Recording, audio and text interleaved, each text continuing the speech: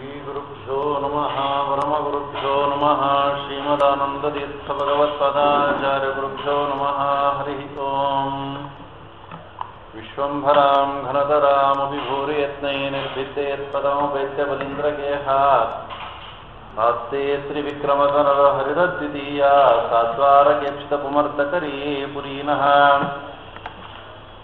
ಭಕ್ತ್ಯಾ ಸ್ತುತ್ಯಾ ವಿರಕ್ತ್ಯಾ ಭಜದಮಲಜನೋನ್ನತ್ಯ ಭುಕ್ತ್ಯರ್ಪಕಾಯ ಕ್ಷಿತ್ಯಾ ಮತ್ಯಲ್ಪಭೃತ್ತೇಷು ಕುಜನಕೃತೋದ್ಧತ್ಯಭೂತ್ಯಾಗಕಾಯ ಕರ್ತ್ರೇ ಧರ್ತ್ರೇ ದಹರ್ತ್ರೇ ಹಯಮುಖಹರಯೇ ಮುತ್ರಪಾತ್ರೇ ನಮಸ್ತೆ ತಸ್ಮೈ ಕಸ್ಮೈಚಿದಸ್ಮನ್ಮನಸಿ ಧೃತಕಥಾ ವಿಸ್ಮೃತೋ ಸ್ಮಾರಕಾಯ ಮೂಕಂ ಕರೋತಿ ವಾಚಾಲಂ ಭಂಗಂ ಲಂಘಯತೆ ಗಿರಿಂ ಯತ್ಕೃಪಾತಮಹಂ ವಂದೇ ಪರಮಾನಂದಮಾಧವಂ. ವ್ಯಾಸಾಯ ಭವನಾಶಾಯ ಶ್ರೀಶಾಯ ಗುಣರಾಶಯೇ ಹೃದ್ಯಾಯ ಶುದ್ಧವಿದ್ಯಾಯ ಮಧ್ವರಾಜಾಯ ನಮೋ ನಮಃ. ಪೃಥ್ವೀಮಂಡಲಮಧ್ಯಸ್ಥಾಃ ಪೂರ್ಣಬೋಧಮತಾನುಗಾಃ ವೈಷ್ಣವಾಃ ವಿಷ್ಣುಹೃದಯಾಃ ತಾಂ ನಮಸ್ತೆ ಗುರುನ್ಮಮ. ಆಪಾದಮೌಳಿಪರ್ಯಂತಂ ಗುರುಣಾಮಾಕೃತಿಂ ಸ್ಮರೇತ್ ತೇನ ವಿಘ್ನಾಃ ಪ್ರಣಶ್ಯಂತಿ ಸಿದ್ಧ್ಯಂತಿ ಚ ಮನೋರಥಾಃ. ಸ್ವಸ್ಥಸ್ತೋಷೇ ಸನ್ಮಂಗಳಾನುಭವಂತೋ ಸಮ್ಯಶ್ಲೋಕೈಕಶ್ರವಣಪಠನಮಾತ್ರೇಣ ವಕ್ತುಶ್ರೋತॄಣಾಂ ನಿಖಿಲಕಲಿಕತಕಲ್ಮಷಾಪನೋದನುಪದೇ ಧರ್ಮಾತಿಕ್ರಾತಸಾಧನೀಭೂತೆ ಶ್ರೀಕನಕದಾಸ ವಿವಿಚಿತೆ ಹರಿಭಕ್ತಿಸಾರಿತ್ಯಕಥಾ ಪ್ರಾರಂಭೆ ಸಿಂಜಿತ್ಪೂರ್ವಕಥಾನುವಾದಃ. ಹರಿ ಓಂ. ಶ್ರೀಯರಸಗಾಂಗೇಯನುತಕೌಂದೇಯ ವಂದಿತಚರಣಕಮಲದಲಾಯ ತಾಮ್ರಕರೂಪಚಿನ್ಮಯ ದೇವಕೀತನಯ ರಾಯರಘುಕುಲವರ್ಯ ಭೂಸುರಪ್ರಿಯ ಸುರಪುರ ನಿಲಯ ಚನ್ನಿಗರಾಯ ಚತುರೋಪಾಯ ರಕ್ಷಿಸು ನಮ್ಮ ನನವರತ. ಭಗವಂತನ ಅನೇಕ ಗುಣಗಳನ್ನ ದಾಸರು ವರ್ಣನೆಯನ್ನು ಮಾಡುತ್ತಾ ನೀಲವರ್ಣ ವಿಶಾಲ ಶುಭಗುಣಶೀಲ ಮುನಿಕುಲ ಬಾಲ ಲಕ್ಷ್ಮೀಲೋಲ.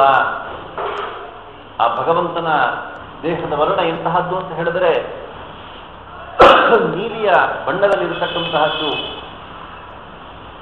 ವಿಶಾಲ ಶುಭ ಗುಣಶೀಲ ಶ್ರೇಷ್ಠವಾಗಿರ್ತಕ್ಕಂತಹ ಗುಣವನ್ನ ಭಗವಂತ ಹೊಂದಿದ್ದಾನಂತೆ. ಮುನಿಕುಲ ಪಾಲ,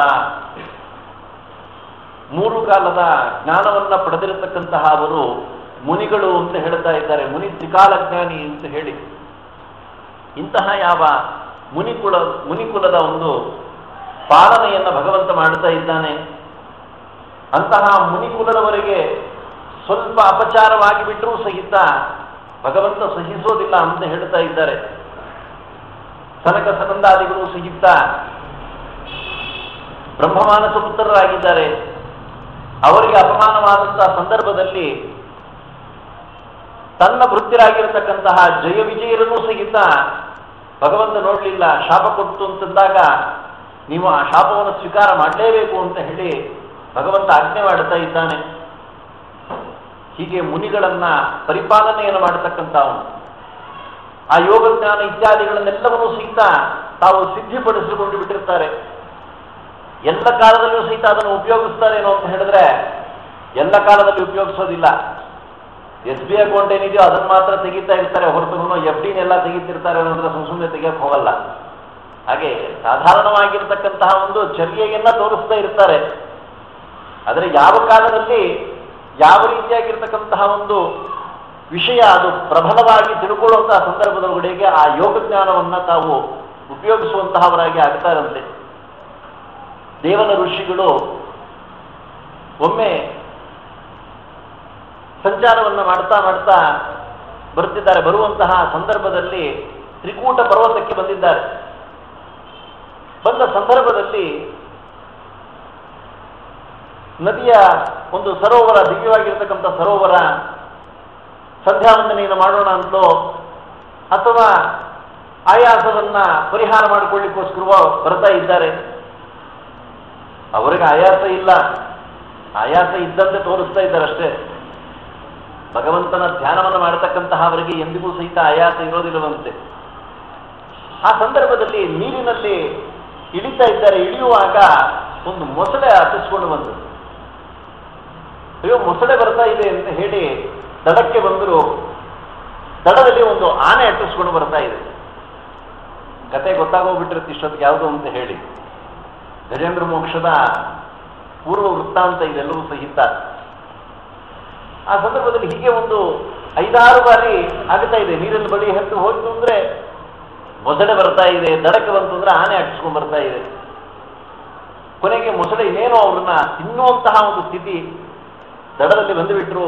ಆನೆ ಅವರನ್ನ ಸೊಂಡಿಲಿನಲ್ಲಿ ಎತ್ತುಕೊಂಡು ಒಂದು 15-20 ಬಾರಿ ಉಯ್ಯಾಲೆ ಆಡಿಸಿದಂತೆ ಆಡಿಸಿಬಿಟ್ಟು ಅವರನ್ನು ಬಿಟ್ಟು ಅಲ್ಲಿಂದ ಹೊರಟು ಹೋಗ್ತಾ ಇದೆ. ಅಲ್ಲಿವರೆಗೂ ಸಹಿತ ತಮ್ಮ ಒಂದು ಏನು ವಿಶೇಷವಾಗಿರ್ತಕ್ಕಂಥ ಒಂದು ಯೋಗ ಜ್ಞಾನವನ್ನು ತಾವು ಉಪಯೋಗಿಸಲಿಲ್ಲ. ಆನಂತರದಲ್ಲಿ ಯಾಕೆ ಈ ರೀತಿಯಾಗಿರ್ತಕ್ಕಂಥ ಒಂದು ಸ್ಥಿತಿ ಆಯಿತು? ಮೊಸಳೆಯೂ ಸಹಿತ ನನ್ನನ್ನು ತಿನ್ನಲಿಲ್ಲ, ಆನೆಯೂ ಸಹಿತ ನನ್ನನ್ನು ಹಿಂಸೆ ಮಾಡಲಿಲ್ಲ, ಸೊಂಡಿಲಿನಲ್ಲಿ ಎತ್ತುಕೊಂಡು ಉಯ್ಯಾಲೆ ಆಡಿಸಂತೆ ಆಡಿಸಿ ಬಿಟ್ಟುಬಿಡುತ್ತಲ್ಲ, ಏನು ಇದಕ್ಕೆ ಕಾರಣ ಅಂತ ಹೇಳಿ ಚಿಂತನೆಯನ್ನು ಮಾಡಿದಾಗ ಗೊತ್ತಾಯಿತಂತೆ ಇಬ್ಬರು ಗಂಧರ್ವರು ಈ ರೀತಿಯಲ್ಲಿ ಮಾಡೋಣ ಅಂತ ಹೇಳಿ ಮೊದಲನೇ ಮಾತಾಡಿಕೊಂಡಿದ್ದರಂತೆ. ಹಾಹಾ ಮತ್ತೆ ಹೂಹು ಎಂಬತಕ್ಕಂತಹ ಇಬ್ಬರು ಗಂಧರ್ವರು ಅವರು ಸಹಿತ ಆ ಸರೋವರದ ಬಳಿಯಲ್ಲಿ ಬಂದಿದ್ದಾರೆ. ಜಲಕ್ರೀಡೆ ಎಲ್ಲ ಆಡಿದರು. ಇನ್ನೇನು ಅವರ ಲೋಕಕ್ಕೆ ಹೊರಡಬೇಕು. ಅಷ್ಟೊತ್ತಿಗೆ ದೇವರ ಋಷಿಗಳನ್ನು ನೋಡಿದ್ದಾರೆ. ನೋಡಿದ ಸಂದರ್ಭದಲ್ಲಿ ಒಂದು 5 ನಿಮಿಷಗಳ ಕಾಲ ವಿನೋದವನ್ನ ಮಾಡಿ ಹೋಗೋಣ ಅಂತಂದ್ರು. ಯಾರಲ್ಲಿ ವಿನೋದ? ಸಾಮಾನ್ಯ ಮನುಷ್ಯರನ್ನೇ ಹಿಂಸೆ ಮಾಡಬೇಡ ಅಂತ ಹೇಳ್ತಾ ಇದೆ ಶಾಸ್ತ್ರ. ಅಂತಹದ್ರಲ್ಲಿ ದೊಡ್ಡ ಜ್ಞಾನಿಗಳಾಗಿರ್ತಕ್ಕಂತಹ ದೇವರ ಋಷಿಗಳನ್ನ ಕೇವಲ 2 ನಿಮಿಷಗಳ ಕಾಲ ಆಟವಾಡಿಸಿದಕ್ಕೋಸ್ಕರವಾಗಿಯೇ ಸಾವಿರಾರು ಜನ್ಮಗಳು, ಸಾವಿರಾರು ವರ್ಷಗಳ ಕಾಲ ಇಬ್ಬರು ಸಹಿತ ಮೊಸಳೆಯಾಗಿ ಆನೆಯಾಗಿ ಇದ್ದಾರೆ. ಆದರೆ ಶಾಪ ಕೊಡುವಾಗ ಆನೆಗೆ ಸ್ವಲ್ಪ ವಿಶೇಷವಾಗಿ ಆಶೀರ್ವಾದವನ್ನು ಮಾಡುವುದು. ಅದನ್ನು ನಾನು ಸ್ವಪ್ನಪದ ಹೇಳುವಾಗಲೇ ಹೇಳಿದ್ದೀನಿ. ಗಜೇಂದ್ರನಾಗುವಂತ ಶಾಪ ಕೊಟ್ಟರು. ಇಂದ್ರ ಶಬ್ದಕ್ಕೆ ರಾಜ ಅಂತ ಹೇಳಿ ಅರ್ಥವನ್ನು ಮಾಡ್ತಾ ಇದ್ದಾರೆ. ಅಂದರೆ ರಾಜನಾಗಿ ನಂತರದಲ್ಲಿ ಮತ್ತೆ ನೀನು ಗಜವಾಗು ಅಂತ ಹೇಳಿ ಶಾಪವನ್ನು ಕೊಡ್ತಾ ಇದ್ದಾರೆ. ಹಾಗೆ ಮುನಿ ಕುಲಪಾಲ ಅಂತಹ 3 ಕಾಲದ ಜ್ಞಾನವನ್ನು ಪಡೆದಿರತಕ್ಕಂತಹ ಮುನಿಗಳ ಕುಲವನ್ನ ಸಂರಕ್ಷಣೆಯನ್ನು ಮಾಡ್ತಾ ಇದ್ದಾನೆ. ಲಕ್ಷ್ಮೀಲೋಲ ರಿಪು ಶಿಶುಪಾಲ ಮಸ್ತಕ ಶೂಲ ವನಮಾಲ ಮೂಲ ಕಾರಣ ಎಲ್ಲದಕ್ಕೂ ಸಹಿತ ಭಗವಂತ ಕಾರಣೀಭೂತನಾಗಿರತಕ್ಕಂತಹ ಅವನು.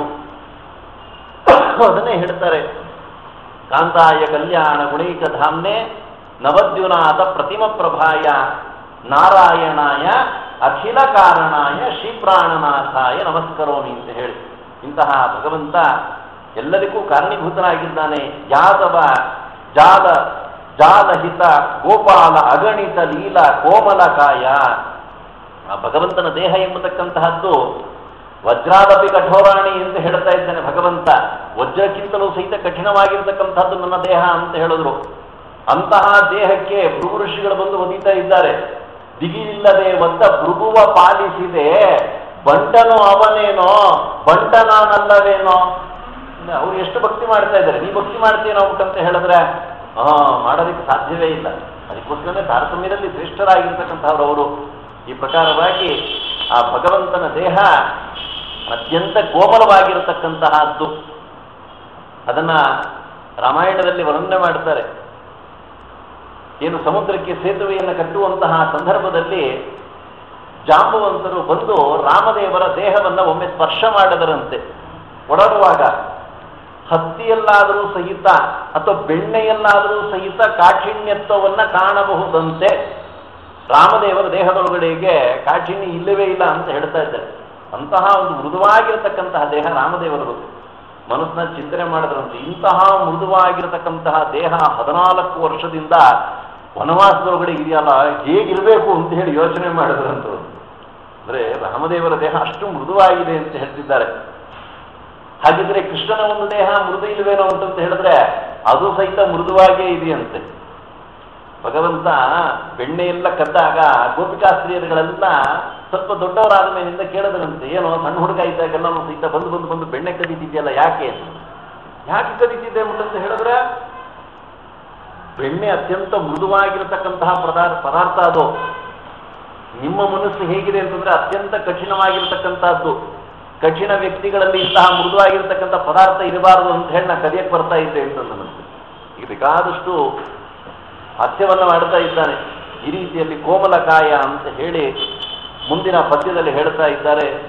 ನಾಗ ನಗರ ಧರಿತ್ರಿ ಕೋಶ ವಿಭಾಗ ತಂತ್ರ ನಿಯೋಗ ಗಮನ ಸರಾಗ ಪಾಂಡವ ರಾಜಜಿತ ಸಂಗ್ರಾಮ ನಿಸ್ಸೀಮ ಯೋಗ ಗಮ್ಯ ಭವಾಬ್ದಿ ವಿಷಧರ ನಾಗ ಗರುಡ ಮಂತ್ರವಿದ ಭವರೋಗ ವೈದ್ಯ ವಿಚಿತ್ರ ರಕ್ಷಿಸು ನಮ್ಮ ನನವರತ.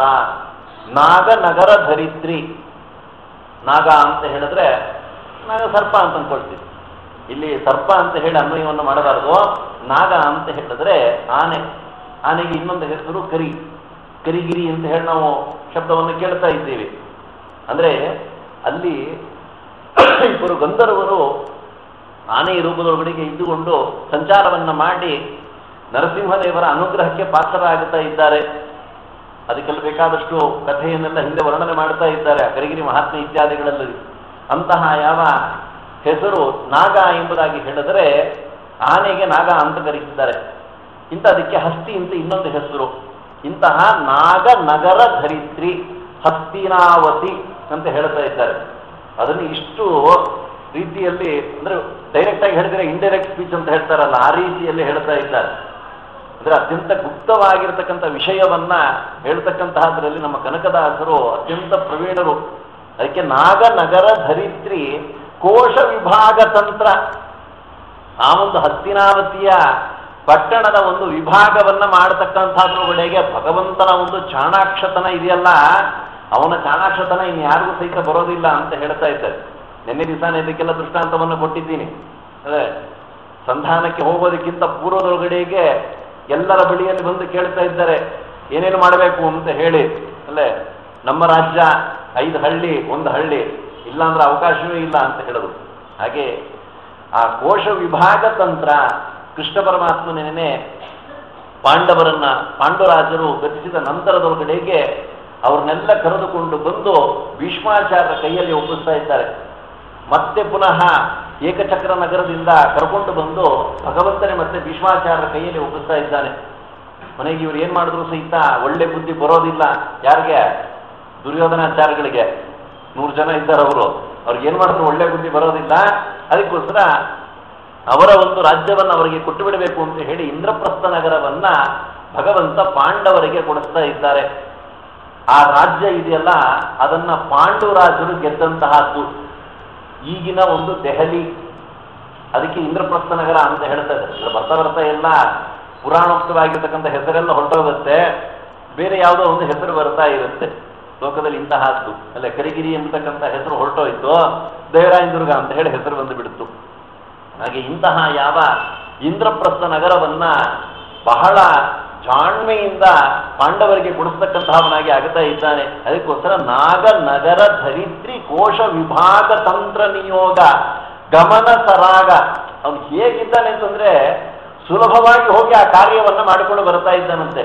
ಶತ್ರುಗಳ ಹತ್ತಿರಕ್ಕೆ ಹೋಗೋದು ಬಹಳ ಕಷ್ಟ. ಅದರಂತಹ ದುಷ್ಟನ ಬಳಿಯಲ್ಲಿ ಹೋಗಿ ಅವರಿಗೆ ಬರಬೇಕಾಗಿರತಕ್ಕಂತಹ ಒಂದು ರಾಜ್ಯದ ಒಂದು ಪರಿಪಾಲನೆಯನ್ನು ಸಹಿತ ಭಗವಂತ ಪಾಂಡವರಿಗೆ ಕೊಡಿಸ್ತಾ ಇದ್ದಾರೆ. ಪಾಂಡವ ರಾಜಜಿತ ಸಂಗ್ರಾಮ ನಿಸ್ಸೀಮ. ಅವರು ಇಷ್ಟೇ ಮಾಡಿದ್ರೇನು ಅಂತ ಹೇಳಿದ್ರೆ ಇಷ್ಟೇ ಮಾಡಲಿಲ್ಲ, ಕೊನೆಗೆ ದ್ಯೂತವನ್ನ ಆಡಿ ಆ ಒಂದು ರಾಜ್ಯವನ್ನು ಸಹಿತ ತಾವು ತೆಗೆದುಕೊಳ್ತಾ ಇದ್ದಾರೆ. ಆ ದ್ಯೂತ ಯಾವ ರೀತಿಯಲ್ಲಿ ಇತ್ತು ಅಂತ ಹೇಳಿದ್ರೆ ನಿರ್ಣಯದಲ್ಲಿ ಶ್ರೀಮದಾಚಾರ್ಯ ಹೇಳ್ತಾ ಇದ್ದಾರೆ, ಇಡೀ ಕುಲವನ್ನ ನಾಶ ಮಾಡತಕ್ಕಂತಹದಕ್ಕೋಸ್ಕರವಾಗಿಯೇ ದುರ್ಯೋಧನ ಧರ್ಮರಾಜರನ್ನ ದ್ಯೂತಕ್ಕೆ ಕರೀತಾ ಇದ್ದಾನಂತೆ. ಅವನ ವಿಷಯವನ್ನ ಗರುಡ ಪುರಾಣದಲ್ಲಿ ಹೇಳ್ತಾ ಇದ್ದಾರೆ ಬ್ರಹ್ಮಕಾಂಡದೊಳಗಡೆಗೆ. ಅಂದ್ರೆ ಕಲಿ ದುರ್ಯೋಧನ ಅನ್ನುವಂತಹದ್ದು ಗೊತ್ತು, ಆದ್ರೆ ಅವನು ಏನೇನು ಮಾಡದ ಅನ್ನುವಂತಹದ್ದನ್ನೇನೋ ಸಹಿತ ಮಹಾಭಾರತದಲ್ಲಿ ಹೇಳಿದ್ದಾರೆ. ಆ ದುರ್ಯೋಧನ ಅಂದ್ರೆ ಕಲಿಯ ಒಂದು ಸ್ವಭಾವ ಯಾವ ರೀತಿಯಾಗಿರ್ತಕ್ಕಂತಹದ್ದು ಅನ್ನೋದನ್ನ ಗರುಡ ಪುರಾಣದಲ್ಲಿ ವಿಶೇಷವಾಗಿ ವರ್ಣನೆಯನ್ನು ಮಾಡ್ತಾ ಇದ್ದಾರೆ. ಅವನ ಯಾರ ಒಂದು ಏಳಿಗೆಯನ್ನು ಸಹಿತ ಸಹಿಸೋದಿಲ್ಲ ಅಂತ ಹೇಳ್ತಾ ಇದ್ದಾರೆ. ಹಿಂದೆನೇ ಒಂದು ದೃಷ್ಟಾಂತ ಕೊಟ್ಟಿದ್ದೆ ಅಲ್ಲೇ, ಒಬ್ಬ ವ್ಯಕ್ತಿ ಪ್ರತಿನಿತ್ಯದಲ್ಲಿಯೂ ಸಹಿತ ಸಕಾಲಕ್ಕೆ ಸಂಧ್ಯಾ ವಂದನೆ ಮಾಡಿಸಿದ್ನಂತೆ. ಒಂದು ದಿವಸ ಅದು ಏನಾಯ್ತು ಏನು ಕಥೆನೋ ಗೊತ್ತಿಲ್ಲ, 5:45 ಆಗೋಗ್ಬಿಟ್ಟಿದೆ. 6 ಗಂಟೆಗೆ ಸೂರ್ಯಾಸ್ತ. ಕೇವಲ 5-10 ನಿಮಿಷಗಳಲ್ಲೇನೆ ಕಲಿ ಬಂದು ಅವನ ಮನೆಯ ಬಾಗಿಲನ್ನ ಬಡಿದು ಅಲ್ಲೇ ಇಂಥವ್ರ ಮನೆ ಎಲ್ಲಿದೆ ಅಂತ ಕೇಳದಂತೆ. ಅಯ್ಯೋ ಅವ್ರ ಮನೆಯ ಎದುರುಗಡೆನೇ ಉಂಟಂತ ಹೇಳಿದ್ರಂತೆ. ಸಮಯ ನೋಡ್ತಾ ಇದ್ದಾನೆ, ಓಹೋ 6 ಗಂಟೆ ಆಗೋಗ್ತಿದೆ, ಸೂರ್ಯ ಅಸ್ತ ಆಗೋಗ್ಬಿಡುತ್ತೆ ಅಂತ ಹೇಳಿ ಸೂರ್ಯ ಅರ್ಘ್ಯ ಕೊಟ್ಟನಂತೆ. ನೋಡ್ರಿ ಇವತ್ತು ದಿವಸ ಕಾಲ ವಿಳಂಬವಾಗಿ ಬಿಡ್ತಾ ಇತ್ತು, ಆದ್ರೆ ಕಾಲ ವಿಳಂಬವಾಗಿಲ್ಲ, ಸಕಾಲಕ್ಕೆ ನಾನು ಅರ್ಘ್ಯ ಕೊಡ್ತಾ ಇದ್ದೀನಿ. ಅದಕ್ಕೆ ಕಾರಣ ಯಾರು ಅಂತಂದ್ರೆ ಈಗ ನನ್ನ ಮನೆಯ ಬಾಗಲನ್ನು ತಟ್ಟನಲ್ಲ ಆ ವ್ಯಕ್ತಿನೇ ಕಾರಣ ಅಂತ ಹೇಳಿ ಅನ್ಕೊಂಡಂತೆ. ಎಷ್ಟು ಅನುಗ್ರಹ ಮಾಡದಲ್ವಾ ಕಲಿ. ಸಕಾಲಕ್ಕೆ ಸಂಧ್ಯಾವನೆ ಮಾಡುವಂತಹ ಒಂದು ಬುದ್ಧಿಯನ್ನು ಪ್ರೇರಣೆ ಮಾಡ್ದ. ಅದೆಲ್ಲ ಮಾಡಿದ್ದು ಅವನು ಒಂದು ದಿವಸ ಅಕಾಲದಲ್ಲಿ ಸಂಧ್ಯಾವಂದನೆ ಮಾಡಿ ಪ್ರಾಯಶ್ಚಿತ್ತ ಅರ್ಘ್ಯ ಕೊಡ್ತು ಅಂತಂದ್ರೆ ಅವನ ಜೀವನ ಪರ್ಯಂತವಾಗಿ ಹೇಳ್ಕೊಳ್ಳೋನು. ಒಂದು ದಿವಸನೂ ಸಹಿತ ನಾನು ಪ್ರಾಯಶ್ಚಿತ್ತ ಅರ್ಘ್ಯ ಕೊಟ್ಟಿಲ್ಲ, ಇಂತಹ ದಿವಸ ಪ್ರಾಯಶ್ಚಿತ್ತ ಅರ್ಘ್ಯ ಕೊಟ್ಟೆ ಅಂತ. ನಾವು ಯಾವತ್ತೂ ಸಕಾಲ ಕೊಡೋದೇ ಇಲ್ಲ, ನಾವು ಯಾವಾಗಲೂ ಅಕಾಲಕ್ಕೆ ಕೊಡುವಂತಹದ್ದು ಇಂತಹ ಒಂದು ಸ್ಥಿತಿ. ಆದ್ರೆ ಆ ವ್ಯಕ್ತಿ ಸಕಾಲಕ್ಕೆ ಅರ್ಘ್ಯವನ್ನು ಕೊಡ್ತಾ ಇದ್ದಾರೆ. ಅಂದ್ರೆ ಕಲಿ ಮಾಡಿರ್ತಕ್ಕಂಥ ಕೆಲಸ ಎಂಥದ್ದು ಅಂತಂದ್ರೆ ಅವನಿಗೆ ಬರ್ತಾ ಇರತಕ್ಕಂಥ ಹೆಚ್ಚಿಗೆ ಪುಣ್ಯವನ್ನ ಹ್ರಾಸ ಮಾಡ್ತಾ ಇದ್ದಾನೆ. ಇದು ಕಲಿ ಮಾಡತಕ್ಕಂತಹ ಒಂದು ಕೆಲಸ. ಹಾಗೆ ಇಲ್ಲಿ ಹೇಳ್ತಾ ಅವನ ದುಷ್ಟ ಸ್ವಭಾವ ಎಂಬತಕ್ಕಂಥದ್ದು ಹೇಗಿರುತ್ತೆ ಅಂತಂದ್ರೆ ಎಲ್ಲ ಸಂಪತ್ತನ್ನು ಸಹಿತ ತಾನೇ ಪಡೆಯಬೇಕು ಅಂತ ಹೇಳಿ ಚಿಂತನೆಯನ್ನ ಮಾಡ್ತಾನಂತೆ. ಅದನ್ನು ಗರುಡ ಪುರಾಣ ವರ್ಣನೆಯನ್ನ ಮಾಡ್ತಾ ಇದೆ. ಅದಕ್ಕೋಸ್ಕರ ಪಾಂಡವ ರಾಜಜಿತ ಸಂಗ್ರಾಮ ನಿಸ್ಸೀಮ, ಕೊನೆಗೆ ಯುದ್ಧ ಅಂತ ಹೇಳಿ ಸಿದ್ಧವಾಗಿ ಬಿಡ್ತು. ಆ ಕಾಲದೊಳಗಡೆಗೆ ಭಗವಂತ ಪಾಂಡವರ ಒಂದು ಪಕ್ಷವನ್ನು ವಹಿಸಿ ಯಾವ ಯಾವ ರೀತಿಯಲ್ಲಿ ಯಾವ ಯಾವ ವ್ಯಕ್ತಿಗಳನ್ನು ಸಂಹಾರವನ್ನು ಮಾಡಿಸಬೇಕೋ ಆ ರೀತಿಯಲ್ಲಿ ವ್ಯವಸ್ಥೆಯನ್ನ ಮಾಡಿ ಅವರೆಲ್ಲರೂ ಸಹಿತ ಸಂಹಾರವನ್ನು ಮಾಡಿಸ್ತಾ ಇದ್ದಾರೆ. ಭೀಷ್ಮಾಚಾರ್ಯರು 10 ದಿವಸಗಳ ಕಾಲ ಯುದ್ಧ ಮಾಡಿಬಿಟ್ರು. ಅಲ್ಲೇ ಮೆಜಾರಿಟಿ ಇಸ್ ದ ಅಥಾರಿಟಿ ಅಂತ ಹೇಳ್ತಾರಲ್ಲ, ಆ ರೀತಿಯಲ್ಲಿ ಆ ಕಾಲದಲ್ಲಿ ಸ್ವಾಮಿ 10 ದಿವಸ ಆಯಿತು ಏನು ಮಾಡೋದು ಅಂತ ಕೇಳಿದ್ರು. ನಂಗೆ ಗೊತ್ತಿಲ್ಲಪ್ಪ, ಹೋಗಿ ನಿಮ್ಮ ತಾತನ ನೀವೇ ಹೋಗಿ ಕೇಳ್ಕೊಳ್ಳಿ. ಅಲ್ಲಿ ಬಂದು ಶಿಬಿರದಲ್ಲಿ ಇದ್ದಾರೆ, ಬಿಡಾರದಲ್ಲಿ ಇದ್ದಾಗ ಬಂದು ಕೇಳ್ತಾ ಇದ್ದಾರೆ, ಏನು ಬಂದಂತ ಆಯ್ತು ಅಂತಂದ್ರು. ಏನಿಲ್ಲ, ನೀವು ಏನು ಮಾಡಿದ್ರೆ ಶಸ್ತ್ರತ್ಯಾಗ ಮಾಡ್ತೀರಾ ಅಂತಂದ್ರು. ಯಾರು ಹೇಳ್ಕಳಿಸಿದ್ರು ಅಂತಂದ್ರು. ಕೃಷ್ಣ ಪರಮಾತ್ಮನು. ಗೊತ್ತಾಯ್ತು ಅಂದ್ರೆ 10 ದಿವಸ ಅಷ್ಟೇನೆ, ನಾಳೆ ದಿವಸದ ದ್ರೋಣಪರ್ವ ಪ್ರಾರಂಭವಾಗಿ ಬಿಡಬೇಕಾಗತ್ತೆ. ಅದಕ್ಕೆ ಹೇಳ್ತಾ ಇದ್ದಾರೆ, ಶಿಖಂಡಿಯನ್ನ ಕರ್ಕೊಂಡ್ಬಂದು ನನ್ನ ಮುಂದೆ ನಿಲ್ಲಿಸ್ರಿ, ನನ್ನ ಶಸ್ತ್ರತ್ಯಾಗವನ್ನ ಮಾಡ್ತೀನಿ ಅಂತ ಹೇಳ್ತಾರೆ. ಈ ರೀತಿಯಲ್ಲಿ ಅನೇಕ ರೀತಿಯಾಗಿರ್ತಕ್ಕಂತಹ ರೀತಿಯಲ್ಲಿ ಪಾಂಡವರನ್ನು ಸಂರಕ್ಷಣೆಯನ್ನು ಮಾಡ್ತಾ ಇದ್ದಾನೆ. ಅದಕ್ಕೋಸ್ಕರ ಪಾಂಡವ ರಾಜಜಿತ ಸಂಗ್ರಾಮ ನಿಸ್ಸೀಮ ಯೋಗ ಗಮ್ಯ. ಯಾರ್ಯಾರು ಯೋಗಿಗಳು ಇದ್ದಾರೋ ಅವರಿಗೆ ಮಾತ್ರ ಗಮ್ಯನಾಗಿರತಕ್ಕಂತಹವನು ಅಂತ ಹೇಳ್ತಿದ್ದಾರೆ. ಭವಾಬ್ದಿ ವಿಷಧರ ನಾಗ. ಭವಾಬ್ದಿ ವಿಷಧರ, ಭವ ಎಂಬತಕ್ಕಂತಹದ್ದು ವಿಷದಂತೆ ಇದೆ ನಮಗೆ. ಅದನ್ನ ನಾವು ಪಾರಾಗಬೇಕಾಗಿತ್ತು ಅಂತಂದ್ರೆ ಗರುಡ ಮಂತ್ರವಿದ. ನಾಗಗಳು ಯಾವುದಕ್ಕೆ ದೂರ ಓಡಿ ಹೋಗುತ್ತವೆ ಅಂತ ಹೇಳಿದ್ರೆ ಗರುಡ ಹತ್ರ ಬಂತು ಅಂದ್ರೆ ನಾಗಗಳಲ್ಲಿ ಇರೋದಿಲ್ಲವಂತೆ. ಎಲ್ಲಿ ನವಿಲು ಹೆಚ್ಚಾಗಿ ಇರುತ್ತೋ ಅಲ್ಲಿ ಸರ್ಪಗಳ ಭಯ ಇಲ್ಲ ಅಂತ ಹೇಳ್ತಾ ಇದ್ದಾರೆ. ಹಾಗೆ ಈ ಭವ ಎಂಬತಕ್ಕಂತಹ ಒಂದು ವಿಷ, ಅದು ನಾಗದ ವಿಷ ಇದ್ದಂತೆ. ಅದು ಹೋಗಬೇಕಾಗಿದ್ರೆ ಭಗವಂತನ ಸ್ಮರಣೆ ಮಾಡಬೇಕಂತೆ. ಆ ನಾಗದ ವಿಷ ಯಾವಾಗ ಹೋಗುತ್ತೆ? ಗರುಡ ಮಂತ್ರವನ್ನ ಚಿಂತನೆಯನ್ನು ಮಾಡಿದಾಗ. ಲಕ್ಷ್ಮಣ ದೇವರು ಶೇಷಾಂಶರು, ಅಂತಹವ್ರಿಗೂ ಸಹಿತ ಅಲ್ಲೇ ಶೇಷ ಪಾಶದಿಂದ ಕಟ್ಟೆ ಹಾಕಿ ಬಿಡ್ತಾ ಇದ್ದಾನೆ. ಯಾರು? ಇಂದ್ರಜಿತ್ತು. ಗರುಡ ದೇವರು ಕೇಳದ್ರಂತೆ, ಸ್ವಾಮಿ ನಾನು ಯಾವಾಗ ಯಾವ ರೀತಿಯಲ್ಲಿ ಅವತಾರ ಮಾಡೋದು ಅಂತ ಹೇಳಿ. ನೀ ಅವತಾರ ಮಾಡೋ ಆಗಿಲ್ಲಪ್ಪ, ಹಾಗೆ ಬಿಡಿ. ನೋಡ್ರಿ, ಬ್ರಹ್ಮದೇವರಿಗೆ ಗರುಡ ದೇವರಿಗೆ ಅವತಾರ ಇಲ್ಲ. ಹಾಗಿದ್ರೆ ನಾನು ನಿಮ್ಮ ಸೇವೆಯನ್ನು ಹೇಗೆ ಮಾಡಬೇಕು ಅಂತ ಕೇಳಿಕೊಂಡಾಗ ಭಗವಂತ ಹೇಳ್ತಾ ಇದ್ದಾನೆ, ನಾನು ರಾಮರೂಪವನ್ನು ಸ್ವೀಕಾರ ಮಾಡ್ತೀನಲ್ಲ. ದೈತ್ಯ ನಾಗಾಸ್ತ್ರವನ್ನು ಪ್ರಯೋಗ ಮಾಡ್ತಾನೆ. ಅದರ ಒಂದು ವಿಮೋಚನೆಗೋಸ್ಕರ ಒಮ್ಮೆ ನಮ್ಮ ಬಳಿಯಲ್ಲಿ ಬಂದು ಹೋಗ್ಬಿಡ್ತು ಅಂದ್ರೆ ನಾಗಗಳೆಲ್ಲ ದೂರ ಹೊರಟು ಹೋಗಿಬಿಡುತ್ತವೆ, ನನ್ನ ಸೇವೆ ಮಾಡಿದಂತೆ ಅಂತ ಹೇಳುತ್ತಿದ್ದಾರೆ. ಅಂದ್ರೆ ಆ ಒಂದು ನಾಗಗಳು ಯಾವ ಒಂದು ಹಿಂಸೆಯನ್ನು ಸಹಿತ ಮಾಡುವಂತಹದ್ದಲ್ಲ. ರಾಮದೇವರಿಗೆ, ಲಕ್ಷ್ಮಣ ದೇವರಿಗೆ, ಗರುಡ ದೇವರ ಒಂದು ಸೇವೆಯನ್ನು ಸ್ವೀಕಾರವನ್ನ ಮಾಡಲಿಕ್ಕೋಸ್ಕರವಾಗಿ ಈ ಪ್ರಕಾರವಾಗಿ ಮಾಡ್ತಾ ಇದ್ದಾರೆ. ಹಾಗೆ ಭವ ಎಂಬತಕ್ಕಂತಹ ವಿಷಕ್ಕೆ ಗರುಡ ಮಂತ್ರದಂತೆ ಇರತಕ್ಕಂತಹದ್ದು ಭಗವಂತ ಒಂದು ಅನುಗ್ರಹ ಅಂತ ಹೇಳ್ತಾ, ಗರುಡ ಮಂತ್ರವಿದ ಭವರೋಗ ವೈದ್ಯ ವಿಚಿತ್ರ ರಕ್ಷಿಸು ನಮ್ಮ ನನವರತ. ಭವರೋಗಕ್ಕೆ ವೈದ್ಯನಾಗಿರ್ತಕ್ಕಂತಹ ಅವನು. ಇಲ್ಲೇನೋ ಹೊಟ್ಟೆ ನೋವು ಬಂತು, ತಲೆನೋವು ಬಂತು ಅಂದ್ರೆ ಯಾವುದೋ ಡಾಕ್ಟರ್ ಹತ್ರಕ್ಕೆ ಹೋಗ್ತೀವಿ.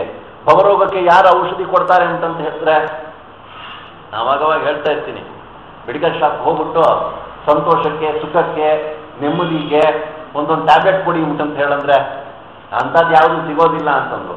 ಎಲ್ಲಿದೆ ಅಂತಂದ್ರೆ ಭವೌಷಧ ಶ್ರೋತೃ ಮನೋವಿರಾಮ.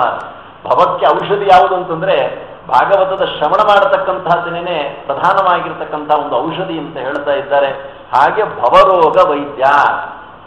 ಅದಕ್ಕೆ ನಮ್ಮ ಶ್ರೀನಿವಾಸನನ್ನು ವರ್ಣನೆ ಮಾಡಬೇಕಾಗಿದ್ರೆ, ವೈದ್ಯ ಬಂದ ನೋಡಿ ವೆಂಕಟನೆಂಬೋ ವೈದ್ಯ ಬಂದ ನೋಡಿ, ಎಷ್ಟು ದಿನದ ರೋಗಗಳೆಂಬುದ ಬಲ್ಲ. ಎಷ್ಟು ದಿವಸದ್ದು ಉಂಟಂತ ಹೇಳಿದ್ರೆ ಡಾಕ್ಟರ್ ಹೇಳ್ತಾರೆ, ಎಷ್ಟು ದಿವಸ ನಿಮ್ಗೆ ರೋಗ ಉಂಟಂತ ಹೇಳಿದ್ರೆ ಯಾಕೋ 1 ವಾರದಿಂದ ಹೊಟ್ಟೆ ಸರಿ ಇಲ್ಲ ಅಂತಂತಾನೆ. ಇವನು 1 ವಾರದಿಂದ ಸರಿ ಇಲ್ಲ ಅಂತಂದ್ರೆ ಅದನ್ನು ಅವನು ಗೆಸ್ ಮಾಡಿ ಅವನು ಔಷಧಿ ಕೊಡ್ತಾನೆ. ಭಗವಂತ ಆ ರೀತಿಯಲ್ಲ. ನಿನ್ನ ಜನ್ಮ ಜನ್ಮಾಂತರದ ಒಂದು ರೋಗ ಯಾವ್ಯಾವುದು ಯಾವ ಪ್ರಕಾರವಾಗಿದೆ, ಯಾವ ಕರ್ಮವನ್ನ ಮಾಡಿದ್ರೆ ಈ ರೋಗ ಹೋಗುತ್ತೆ ಅನ್ನೋದನ್ನ ಎಲ್ಲವನ್ನೂ ಸಹಿತ ಸರಿಯಾಗಿ ತಿಳ್ಕೊಂಡಿದ್ದಾನೆ. ಅದನ್ನೇ ನನಗೆ ಗೋಪಾಲದಾಸರು ಹೇಳ್ತಾ ಇದ್ದಾರೆ, ಅನಾದಿ ಕಾಲದ ಭವರೋಗ ಕಳೆಯಯ್ಯ ನಾನೆಂದಿಗೂ ಮರೆಯೇ ನೀ ಮಾಡಿದ ಉಪಕಾರ. ನನ್ನ ರೋಗ ಎಂತಹದ್ದು ಅಂತಂದ್ರೆ, ಹರಿಮೂರ್ತಿಗಳು ಎನ್ನ ಕಂಗಳಿಗೆ ಕಾಣಿಸವೋ, ಹರಿಯ ಕೀರ್ತನೆಯೋ ಕೇಳಿಸದು ಕಿವಿಗೆ, ಹರಿಮಂತ್ರ ಸ್ತೋತ್ರ ಬಾರದು ಎನ್ನ ನಾಲಿಗೆಗೆ, ಹರಿಪ್ರಸಾದ ಜಿಹ್ವೆಗೆ ಸವಿಯಾಗದಯ್ಯ. ಯಾವುದೋ ಪದಾರ್ಥವನ್ನು ತಿಂತಾನೆ, ಚೆನ್ನಾಗಿದೆಯಾ, ಓ ಚೆನ್ನಾಗಿದೆ ಅಂತ ಹೇಳ್ತಾನೆ. ಅದೇ ಯಾರಾದ್ರೂ ಸಹಿತ ಮಡಿನಲ್ಲಿ ಮಾಡೋ ಒಂದು ಸ್ವಲ್ಪ ಅಡಿಗೆ ಮಾಡಿ ಹಾಕ್ತೀವಿ ಅಂತಂದ್ರೆ ಚೆನ್ನಾಗಿಲ್ಲ ಅಂತ. ಯಾಕೆ ಅಂತಂದ್ರೆ ಅದು ನೈವೇದ್ಯ ಆಗಿರುತ್ತಲ್ಲ. ಹರಿಪ್ರಸಾದ ಜಿಹ್ವೆಗೆ ಸವಿಯಾಗದಯ್ಯ. ಕೆಟ್ಟ ಪದಾರ್ಥ ಸವಿಯಾಗಿರುತ್ತೆ, ಒಳ್ಳೆಯ ಪದಾರ್ಥ ಅವನ ನಾಲಿಗೆಗೆ ಸರಿ ಹೋಗಲ್ಲವಂತೆ. ಹರಿಯ ಮೂರ್ತಿಗಳು ಎನ್ನ ಕಂಗಳಿಗೆ ಕಾಣಿಸವೋ. ಹರಿಯ ಒಂದು ಮಂತ್ರ ಇದೆಯಲ್ಲ, ಅದು ಕಿವಿಗೆ ಕೇಳಿಸೋದೇ ಇಲ್ಲವಂತೆ. ಹರಿಮಂತ್ರ ಸ್ತೋತ್ರ ಬಾರದು ಎನ್ನ ನಾಲಿಗೆಗೆ. ಹೋಗಿ ಮಂತ್ರಗಳು ಹೇಳಲಿಕ್ಕೆ ಬರುತ್ತೇನೋ ಅಂತಂತ ಹೇಳಿದ್ರೆ ಆ ಮಂತ್ರಗಳು ಹೇಳಲಿಕ್ಕೆ ಬರೋದಿಲ್ಲ. ಉತ್ತಪ್ತ ಕಡ ಪ್ರಕಟ ಕಟಕಟ ತ್ವಾನ ಸಂಘಟನೋದ್ಯ ವಾಯುಸ್ತುತಿ ಪಾರಾಯಣ ಮಾಡುವಂತ ಅವರಿಗೆ ನಿಮ್ಗೆ ಯಾವ ಭಾಷೆಯ ಯಾವ ಶಬ್ದ ಹೇಳಿದ್ರು ಸಹಿತ ಅವ್ರಿಗೆ ಬಾಯಿ ತಿರುಗುತ್ತೆ. ಕೆಲವರು ಬಾಯಿ ತಿರುಗಲ್ಲ ಅಂತಂದ್ರು, ತಿರುಗಿದ್ರೆ ನೀನೇ ತಿರ್ಕೊಂಡ್ಬಿಡು ಅಲ್ಲ. ಈ ಕಡೆ ತಿರ್ಕೊಂಡ್ರೆ ಬಾಯಿ ಈ ಕಡೆ ತಿರುಗಿಬಿಡುತ್ತೆ, ಆ ಕಡೆ ತಿರ್ಕೊಂಡ್ರೆ ಆ ಕಡೆ ತಿರುಗುತ್ತೆ. ಕುಚೋದ್ಯ ಮಾಡುವಂತಹದ್ದಿದೆಲ್ಲ. ಅಂದ್ರೆ ವಾಯುಸ್ತುತಿಯನ್ನು ಪಠನ ಮಾಡಿಬಿಟ್ರೆ ಎಂತಹ ಒಂದು ರೋಗಾದಿ ಉಪದ್ರವಗಳಿದ್ರೂ ಸಹಿತ ಎಲ್ಲ ನಾಶವಾಗಿ ಹೋಗಿಬಿಡುತ್ತೆ. ಹಾಗೆ ಇಲ್ಲಿ ಹೇಳ್ತಾ ಇದ್ದಾರೆ, ಭವರೋಗ ವೈದ್ಯ. ಭಗವಂತನ ಒಂದು ಮೂರ್ತಿಗಳು ಕಾಣಿಸೋದಿಲ್ಲ, ಅದನ್ನ ಕಾಣಿಸುವಂತೆ ಮಾಡು ಅಂತ ಹೇಳ್ತಾ ಇದ್ದಾರೆ.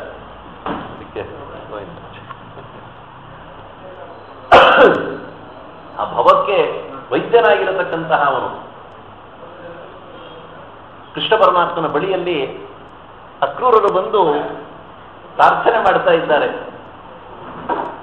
ಏನು ಪ್ರಾರ್ಥನೆ ಮಾಡ್ತಿದ್ದಾರೆ ಅಂತಂದ್ರೆ, ಸ್ವಾಮಿ ಕೆಟ್ಟ ವಿಷಯಗಳಲ್ಲಿ ನನ್ನ ಮನಸ್ಸು ಹೋಗುವಂತಹದ್ದು ಬೇಡ ಅಂತಂದ್ರು. ಕೆಟ್ಟ ಒಂದು ದೃಶ್ಯವನ್ನು ಏನಾದರೂ ಸಹಿತ ನೋಡುವಂತಹ ಸ್ಥಿತಿ ಇತ್ತು ಅಂದ್ರೆ ನನ್ನ ಕಣ್ಣುಗಳು ಹಾಗೆ ಹಿಂಗೆ ಹೋಗಿಬಿಡ್ಲಿ ಅಂತ ಹೇಳ್ತಾರೆ.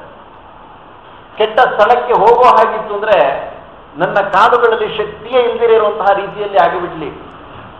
ಕೆಟ್ಟ ಕೆಲಸ ನನ್ನ ಕೈಗಳು ಮಾಡ್ತಾ ಇದೆ ಅಂತ ಹೇಳಿದ್ರೆ ಆ ಕೈಗಳು ಶಕ್ತಿ ಇಲ್ಲದಿರತಕ್ಕಂತಹ ರೀತಿಯಲ್ಲಿ ಆಗಿಬಿಡ್ಲಿ ಅಂತ ಕೇಳ್ಕೊಳ್ತಾ ಇದ್ದಾರೆ. ಹಾಗೆ ಭವರೋಗ ವೈದ್ಯ, ಅದಕ್ಕೆ ವೆಂಕಟನೆಂಬ ವೈದ್ಯ ಬಂದ ನೋಡಿ ಅಂತ ಹೇಳ್ತಿದ್ದಾರೆ. ಚೆನ್ನಾಗಿ 4 ವ್ರತಗಳ ಬಲ್ಲ ದೇವ ಬ್ರಾಹ್ಮಣರ ಸೇವೆಯನ್ನು ಮಾಡತಕ್ಕಂತಹವರಾಗಬೇಕು ಅಂತ ಹೇಳಿ ಭಗವಂತ ತಿಳಿಸ್ತಾ ಇದ್ದಾನೆ. ಈ ರೀತಿಯಲ್ಲಿ ಭವಾಬ್ದಿ ವಿಷಧರ ನಾಗ ಗರುಡ ಮಂತ್ರವಿದ ಭವರೋಗ ವೈದ್ಯ ವಿಚಿತ್ರ ರಕ್ಷಿಸು ನಮ್ಮ ನವರತ. ಆ ಭವವನ್ನ ತೆಗೆಯಬೇಕಾಗಿದ್ರೆ ಭಗವಂತನ ಕೈಯಲ್ಲೇನೆ ಹೊರತು ಬೇರೆ ಇನ್ಯಾರ ಕೈಯಲ್ಲೂ ಸಹಿತ ಸಾಧ್ಯ ಇಲ್ಲ ಅಂತ ಹೇಳ್ತಾ ಇದ್ದಾರೆ. ಯಸ್ಯ ಪ್ರಸಾದ ಪರಮಾರ್ಥಿ ರೂಪ ಅಸ್ಮಾತ್ ಸಂಸಾರ ಮುಚ್ಚತೆ ನಾಪರೇಣ. ನಮ್ಮ ಸಂಸಾರ ಭವ ಎಂಬತಕ್ಕಂಥದ್ದು ನಾಶವಾಗಬೇಕಾಗಿದ್ರೆ ಭಗವಂತನ ಒಂದು ಕೃಪಾಕಟಾಕ್ಷ ಎಂಬತಕ್ಕಂಥದ್ದು ಅತ್ಯವಶ್ಯಕ ಅಂತ ಹೇಳಿ ತಿಳಿಸ್ತಾ ಇದ್ದಾರೆ. ತದನಂತರದಲ್ಲಿ ಹನುಮಂತ ದೇವರ ಒಂದು ಸ್ತೋತ್ರವನ್ನ ಮಾಡ್ತಾ ಇದ್ದಾರೆ. ಶ್ರೀಮದುತ್ಸಾಹ ದೇವಸುತ, ಯಾವಾಗಲೂ ಸಹಿತ ಉತ್ಸಾಹದಿಂದ ಇರತಕ್ಕಂತಹ ಅವರಂತೆ. ಯಾರು ಅಂತಂದ್ರೆ ನಮ್ಮ ವಾಯುದೇವರು. ಅಂದ್ರೆ ಭಗವಂತನ ವಿಷಯವನ್ನ ಎಷ್ಟು ತಿಳ್ಕೊಂಡ್ರೂ ಸಹಿತ ಅಲಂಬುದ್ಧಿ ಎಂಬತಕ್ಕಂಥದ್ದೇ ಇಲ್ಲವಂತೆ. ಶ್ರೀಮದುತ್ಸಾಹ ದೇವಸುತ ಶ್ರೀರಾಮ ನಿನ್ನಯ ಚರಣ ಸೇವಕ ಪ್ರೇಮದಿನ್ ಸಾಷ್ಟಾಂಗ ಬೆರಗಿಯ ಮಾಡ್ಬೆ ಭಿನ್ನಪವ. ಈ ಮಹಿಯೊಳೀವರೆಗೆ ನಾವು ಸುಕ್ಷೇಮಿಗಳು ನಿನ್ನ ಪಾದಾಬ್ಜ ಕ್ಷೇಮ ವಾರ್ತೆಯ ನರುಹಿ ರಕ್ಷಿಸು ನಮ್ಮ ನನವರತ. ಇಂತಹ ಭಗವಂತನನ್ನ ಸದಾ ಕಾಲದಲ್ಲಿ ಚಿಂತನೆಯನ್ನ ಮಾಡ್ತಾ ಇರತಕ್ಕಂತಹ ನಮ್ಮ ಹನುಮಂತ ದೇವರು, ಅವರ ಗುಣ ಎಂತಹದ್ದು ಅಂತಂದ್ರೆ ಶ್ರೀರಾಮ ನಿನ್ನಯ ಚರಣ ಸೇವಕ. ನಮ್ಮ ಹನುಮಂತ ದೇವರು ಹೇಗಿದ್ದಾರೆ ಅಂತಂದ್ರೆ ಯಾವಾಗಲೂ ಭಗವಂತನ ಪಾದಾರವಿಂದವನ್ನೇ ಚಿಂತನೆಯನ್ನ ಮಾಡ್ತಾ ಇರತಕ್ಕಂತಹ ಅವರು. ರಾಮ ನಿನ್ನಯ ಚರಣ ಸೇವಕ ಪ್ರೇಮದಿನ್ ಸಾಷ್ಟಾಂಗ ವೆರಗಿಯ ಮಾಡ್ಬ ಭಿನ್ನಪವ. ಅಂತಹ ಹನುಮಂತ ದೇವರ ಅಂತರ್ಯಾಮಿಯಾಗಿರ್ತಕ್ಕಂತಹ ರಾಮದೇವರನ್ನ ನಾವು ಚಿಂತನೆಯನ್ನ ಮಾಡತಕ್ಕಂತಹವರಾಗಬೇಕು. ಅವಾಗ ನಮಗೆ ಕ್ಷೇಮ ಅಂತ ಹೇಳ್ತಾ ಇದ್ದಾರೆ. ಈ ಮಹಿಯೊಡೀವರೆಗೆ, ಈ ಭೂಮಿ ಒಳಗಡೆಗೆ ಇಲ್ಲಿಯವರೆಗೂ ಸಹಿತ ನಾವು ಸುಕ್ಷೇಮಿಗಳು, ನಾವು ಕ್ಷೇಮದಿಂದ ಇದ್ದೀವಿ. ಯಾವಾಗ ಕ್ಷೇಮದಿಂದ ಇದ್ದೀವಿ ನಾವು? ಭಗವಂತನ ಮತ್ತೆ ವಾಯುದೇವರ ಒಂದು ಸನ್ನಿಧಾನ ನಮ್ಮಲ್ಲಿ ಇರೋವರೆಗೂ ಸಹಿತ ಕ್ಷೇಮವಾಗಿದ್ದೀವಿ. ಕ್ಷೇಮವೇ ಅಂತ ಕೇಳ್ತಾರೆ. ರೋಗ ಬಂದು ಹಾಸಿಗೆ ಮೇಲೆ ಇದ್ರೂ ಸಹಿತ ಏನು ಆರೋಗ್ಯವೇ ಅಂತ ಹೇಳಿದ್ರೆ ಆರೋಗ್ಯವಾಗಿದ್ದೀನಿ ಅಂತಂತ ಹೇಳಂತಾರೆ. ಆಮೇಲೆ ಶುರು ಆಗತ್ತೆ ಅಲ್ಲೇ ಕೈ ಸರಿ ಇಲ್ಲ, ಕಾಲು ಸರಿ ಇಲ್ಲ ಅಂತಂತ ಹೇಳಿ. ಎಲ್ಲ ಸರಿ ಇದ್ರೆ ತಲೆ ಒಂದು ಸರಿ ಇರಬೇಕಷ್ಟೇನೆ. ಅಂದ್ರೆ ಭಗವಂತನ ಸ್ಮರಣೆಯನ್ನು ಯಾವಾಗಲೂ ಸಹಿತ ಮಾಡ್ತಾ ಇರಬೇಕು. ಅದೇ ಬದುಕಿರೋದಕ್ಕೆ ಸಾರ್ಥಕತೆ ಅಂತ ಹೇಳ್ತಿದ್ದಾರೆ. ಹಾಗೆ ಈ ಮಹಿಯೋಳು ಈವರೆಗೆ ನಾವು ಸುಕ್ಷೇಮಿಗಳು. ಎಲ್ಲಿವರೆಗೂ ನಾವು ಕ್ಷೇಮವಾಗಿರ್ತೀವಿ ಅಂದರೆ ವಾಯುದೇವರ ಸನ್ನಿಧಾನ ನಮ್ಮೊಳಗಡೆ ಇರೋವರೆಗೂ ಸಹಿತ ಕ್ಷೇಮವಾಗಿರ್ತೀವಿ. ಆ ವಾಯುದೇವರನ್ನ ನಾವು ಹೊರಟು ಬಿಡ್ತು ಅಂತಂದ್ರೆ ಅರಿತು ಬೆಣನೆಂದು ಬೇಳುವರು ಬುಧ ಜನರು. ವಾಯುದೇವರು ಇರೋವರೆಗೂ ಸಹಿತ ಆ ದೇಹಕ್ಕೆ ಒಂದು ಬೆಲೆ ಅಂತ ಹೇಳ್ತಿದ್ದಾರೆ. ಹಾಗೆ ಈ ಮಹಿಯೋಳು ಈವರೆಗೆ ನಾವು ಸುಕ್ಷೇಮಿಗಳು, ನಿನ್ನಯ ಪಾದಾಬ್ಜ ಕ್ಷೇಮ ವಾರ್ತೆಯ ನರುಹಿ ರಕ್ಷಿಸು ನಮ್ಮ ನನಮರತ. ಭಗವಂತನ ಒಂದು ಸನ್ನಿಧಾನವೂ ಇದೆ, ವಾಯುದೇವರ ಸನ್ನಿಧಾನವೂ ಸಹಿತ ಇದೆ. ಇದ್ದಿದ್ದಕ್ಕೆ ಏನು ಗುರುತು ಉಂಟಂತ ಹೇಳಿದ್ರೆ ನಿನ್ನ ಪಾದಾಬ್ಜ ಕ್ಷೇಮ ವಾರ್ತೆಯ ನರುಹಿ. ಆ ಭಗವಂತನ ಗುಣವನ್ನ ಚಿಂತನೆಯನ್ನು ಮಾಡತಕ್ಕಂಥದ್ದೇ ಬಹಳ ಪ್ರಧಾನ ಅಂತ ಹೇಳ್ತಾ ಇದ್ದಾರೆ. ಆ ಒಂದು ಬುದ್ಧಿ ಪ್ರಚೋದನೆಯನ್ನು ಮಾಡತಕ್ಕಂಥದ್ದು ವಾಯುದೇವರು, ನಂತರದಲ್ಲಿ ನಮ್ಮ ರುದ್ರದೇವರು ಅಂತ ಹೇಳ್ತಾ ಇದ್ದಾರೆ. ಕೈಲಾಸ ವಾಸ ಗೌರೀಶ ಈಶ ತೈಲಧಾರೆಯಂತೆ ಮನಸ್ಸು ಕೊಡು ಹರಿಯಲ್ಲಿ ಶಂಭೋ. ಅಂದ್ರೆ ನಮಗೆ ಭಗವಂತನಲ್ಲಿ ಮನಸ್ಸು ಕೊಡಬೇಕಾಗಿತ್ತು ಅಂದ್ರೆ ರುದ್ರದೇವರ ಒಂದು ಅನುಗ್ರಹ ಎಂಬತಕ್ಕಂಥದ್ದು ಬಹಳ ಪ್ರಧಾನ. ಅವರಿಗೆ ಪ್ರೇರಕರಾಗಿರ್ತಕ್ಕಂತಹವರು ವಾಯುದೇವರು. ಈ ಪ್ರಕಾರವಾಗಿ ನಿನ್ನ ಕ್ಷೇಮ ವಾರ್ತೆಯನ್ನ ನಮಗೆ ತಿಳಿಸ್ತಕ್ಕಂತಹವನಾಗು ಅಂತ ಹೇಳ್ತಾ ನಿನ್ನ ಪಾದಾಬ್ಜ ಕ್ಷೇಮ ವಾರ್ತೆಯ ನರುಹಿ ರಕ್ಷಿಸು ನಮ್ಮ ನನವರತ ಎಂಬುದಾಗಿ ಹೇಳಿ ಮುಂದಿನ ಒಂದು ಪದ್ಯದಲ್ಲಿ ದಾಸರು ವರ್ಣನೆ ಮಾಡ್ತಾ ಇದ್ದಾರೆ. ಈಗಲೀ ಮರ್ಯಾದೆಯಲ್ಲಿ ಶರಣಾಗತರ ಸೇವೆಯಳು ಹುಂಬುಳಿಯಾಗಿ ಬಾಡುವರೇನೋ ಧನ್ಯರೋ ಹರಮಹಾದೇವ. ಈಗಲೀ ಮರ್ಯಾದೆಯಲ್ಲಿ ಅಂದ್ರೆ ಆ ಭಗವಂತನ ವಾಯುದೇವರ ಒಂದು ಅನುಗ್ರಹವಾದ ನಂತರದೊಳಗಡೆಗೆ ರುದ್ರದೇವರ ಒಂದು ಅನುಗ್ರಹವೂ ಸಹಿತ ಬಹಳ ಪ್ರಧಾನ ಅಂತ ಹೇಳ್ತಾ ಇದ್ದಾರೆ. ರುದ್ರದೇವರನ್ನ ಹಿಡ್ಕೊಂಡು ಕೆಲವರು ಕೆಟ್ಟಿದ್ದಾರೆ, ಕೆಲವರು ರುದ್ರದೇವರನ್ನು ಬಿಟ್ಟು ಕೆಟ್ಟಿದ್ದಾರೆ. ಎರಡಕ್ಕೂ ನಾನು ದೃಷ್ಟಾಂತವನ್ನ ಕೊಟ್ಟಿದ್ದೀನಿ ಹಿಂದೆನೇನೆ. ಹಿಡ್ಕೊಂಡು ಕೆಟ್ಟವರು ಯಾರು ಅಂತಂದ್ರೆ ಪಾರ್ಶ್ವಪ್ರತಾಗಮವನ್ನ ಅನುಸರಿಸಿರತಕ್ಕಂಥ ವ್ಯಕ್ತಿಗಳು ಹರಸರ್ವೋತ್ತಮ ಅಂತ ಹೇಳಿಬಿಡುತ್ತಾರೆ. ಅದರಿಂದ ಅವರು ಸಹಿತ ಹಾಳಾಗ್ತಾ ಇದ್ದಾರೆ. ಇನ್ನು ಕೆಲವರು ಯಾವುದೇ ಒಂದು ಸಂಕಷ್ಟಕರವಾಗಿರ್ತಕ್ಕಂತಹ ಸನ್ನಿವೇಶ ಬಂದರೂ ಪರವಾಗಿಲ್ಲ, ರುದ್ರದೇವರ ದೇವಸ್ಥಾನಕ್ಕೆ ಹೋಗಬೇಡಿ. ಹುಲಿ ಹಡ್ಸ್ಕೊಂಡ್ ಬರ್ತಿದೆ, ಬೇಕಿದ್ರೆ ಹುಲಿ ಕೈ ಹಡ್ಸ್ಕೊಂಡು ಸತ್ತೋಗ್ಬಿಡ್ರಿ, ಅಲ್ಲೇ ರುದ್ರದೇವರ ದೇವಸ್ಥಾನಕ್ಕೆ ಹೋಗಬೇಡಿ ಅಂತ ಹೇಳುತ್ತಾರೆ. ಇಂತಹ ಒಂದು ದೀಕ್ಷಾ ಕೆಲವರೀಗ ಅಲ್ಲೇ ಮತ ಪ್ರವರ್ತಕರಲ್ಲೇ ಬಂದುಬಿಟ್ಟಿದೆ. ಅದು ಆ ರೀತಿಯಾದಂತಹ ಒಂದು ಸಿದ್ಧಾಂತ ಅವರದು. ಆದರೆ ರುದ್ರದೇವರನ್ನ ಹಿಡ್ಕೊಳ್ಳದಿರ ಉದ್ಧಾರವಾಗಿರೋದು ಅಂತಂದ್ರೆ ಮಾಧುರೊಬ್ಬರೇನೆ. ಸರ್ವೋತ್ತಮ ದೇವತಾ ಅಂತ ಹೇಳಿ ಬಿಟ್ಟುಬಿಟ್ಟಿದ್ದಾರೆ, ಮನೋನಿಯಾಮಕರು ಅಂತ ಹೇಳಿ ಹಿಡ್ಕೊಂಡಿದ್ದಾರೆ. ಅದರಿಂದ ರುದ್ರದೇವರನ್ನು ಯಾವ ರೀತಿಯಲ್ಲಿ ಚಿಂತನೆ ಮಾಡಬೇಕು ಅನ್ನುವಂಥದ್ದನ್ನು ಹೇಳ್ತಾ ಈಗಲೀ ಮರ್ಯಾದೆಯಲ್ಲಿ ಶರಣಾಗತರ ಸೇವೆಯಳು ಹುಂಪುಳಿಯಾಗಿ ಬಾಳುವರೇನೋ ಧನ್ಯರೋ ಹರಮಹಾದೇವ. ಶರಣಾಗತರ ಸೇವೆಯಲ್ಲಿ ಆ ಭಗವಂತನ ಒಂದು ಭಕ್ತರನ್ನ ನಾವು ಚಿಂತನೆಯನ್ನು ಮಾಡುವಂತಹವರಾಗಬೇಕಂತೆ. ಹುಂಪುಳಿಯಾಗಿ ಅಥವಾ ಹೊಂಪುಳಿಯಾಗಿ ಅಂದ್ರೆ ಅದು ಹಳೆಗನ್ನಡದಲ್ಲಿರ್ತಕ್ಕಂಥ ಅಂದ್ರೆ ಭಗವಂತನ ಒಂದು ಚಿಂತನೆ ಮಾಡ್ತಿದ್ರೆ, ಭಗವಂತ ಭಕ್ತನ ಒಂದು ಚಿಂತನೆ ಮಾಡ್ತಾ ಇತ್ತು ಅಂದ್ರೆ ರೋಮಾಂಚನ ಎಂಬತಕ್ಕಂಥದ್ದಾಗಬೇಕಂತೆ. ರೋಮ್ನಾಂ ಹರ್ಷಣಕಾರಿಣೀಂ ಶ್ರವಣದ ಪಾಪೌಘ ವಿಧ್ವಂಸಿನಿ. ರುಕ್ಮಿಣೀಶ್ ವಿಜಯ ಶ್ರವಣ ಮಾಡ್ತಾ ಇತ್ತಿದ್ರೆ ರೋಮಾಂಚನವಾಗಬೇಕು ಅಂತ ಹೇಳ್ತಿದ್ರೆ. ಬರೀ ರುಕ್ಮಿಣೀಶ್ ವಿಜಯವೇ ಅಲ್ಲ, ಭಗವಂತನ ಒಂದು ವಿಷಯವನ್ನ ನಾವು ಸ್ಮರಣೆ ಮಾಡ್ತಾ ಇದ್ದೀವಿ ಅಂತ ಹೇಳಿದ್ರೆ ಅಷ್ಟು ಸುಖವಾಗಬೇಕಂತೆ. ಅದು ಸಾತ್ವಿಕ ಜೀವರಾಶಿಗಳ ಒಂದು ಲಕ್ಷಣ ಅಂತ ಹೇಳ್ತಾ ಇದ್ದಾರೆ. ಹೊಂಬುಡಿಯಾಗಿ ಬಾಳುವರೇನೋ ಧನ್ಯರೋ ಹರ ಮಹಾದೇವ. ಭೋಗ ಭಾಗ್ಯವ ಬಯಸಿ ಮುಕ್ತಿಯ ನೀಗಿ.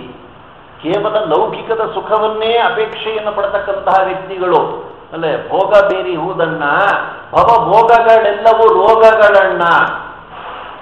ಉಡುಗೆ ತೊಡಿಗೆ ಯೋಗ ಜಗದೋಳು ಹುಡುಗು ತನದ ಭೋಗ.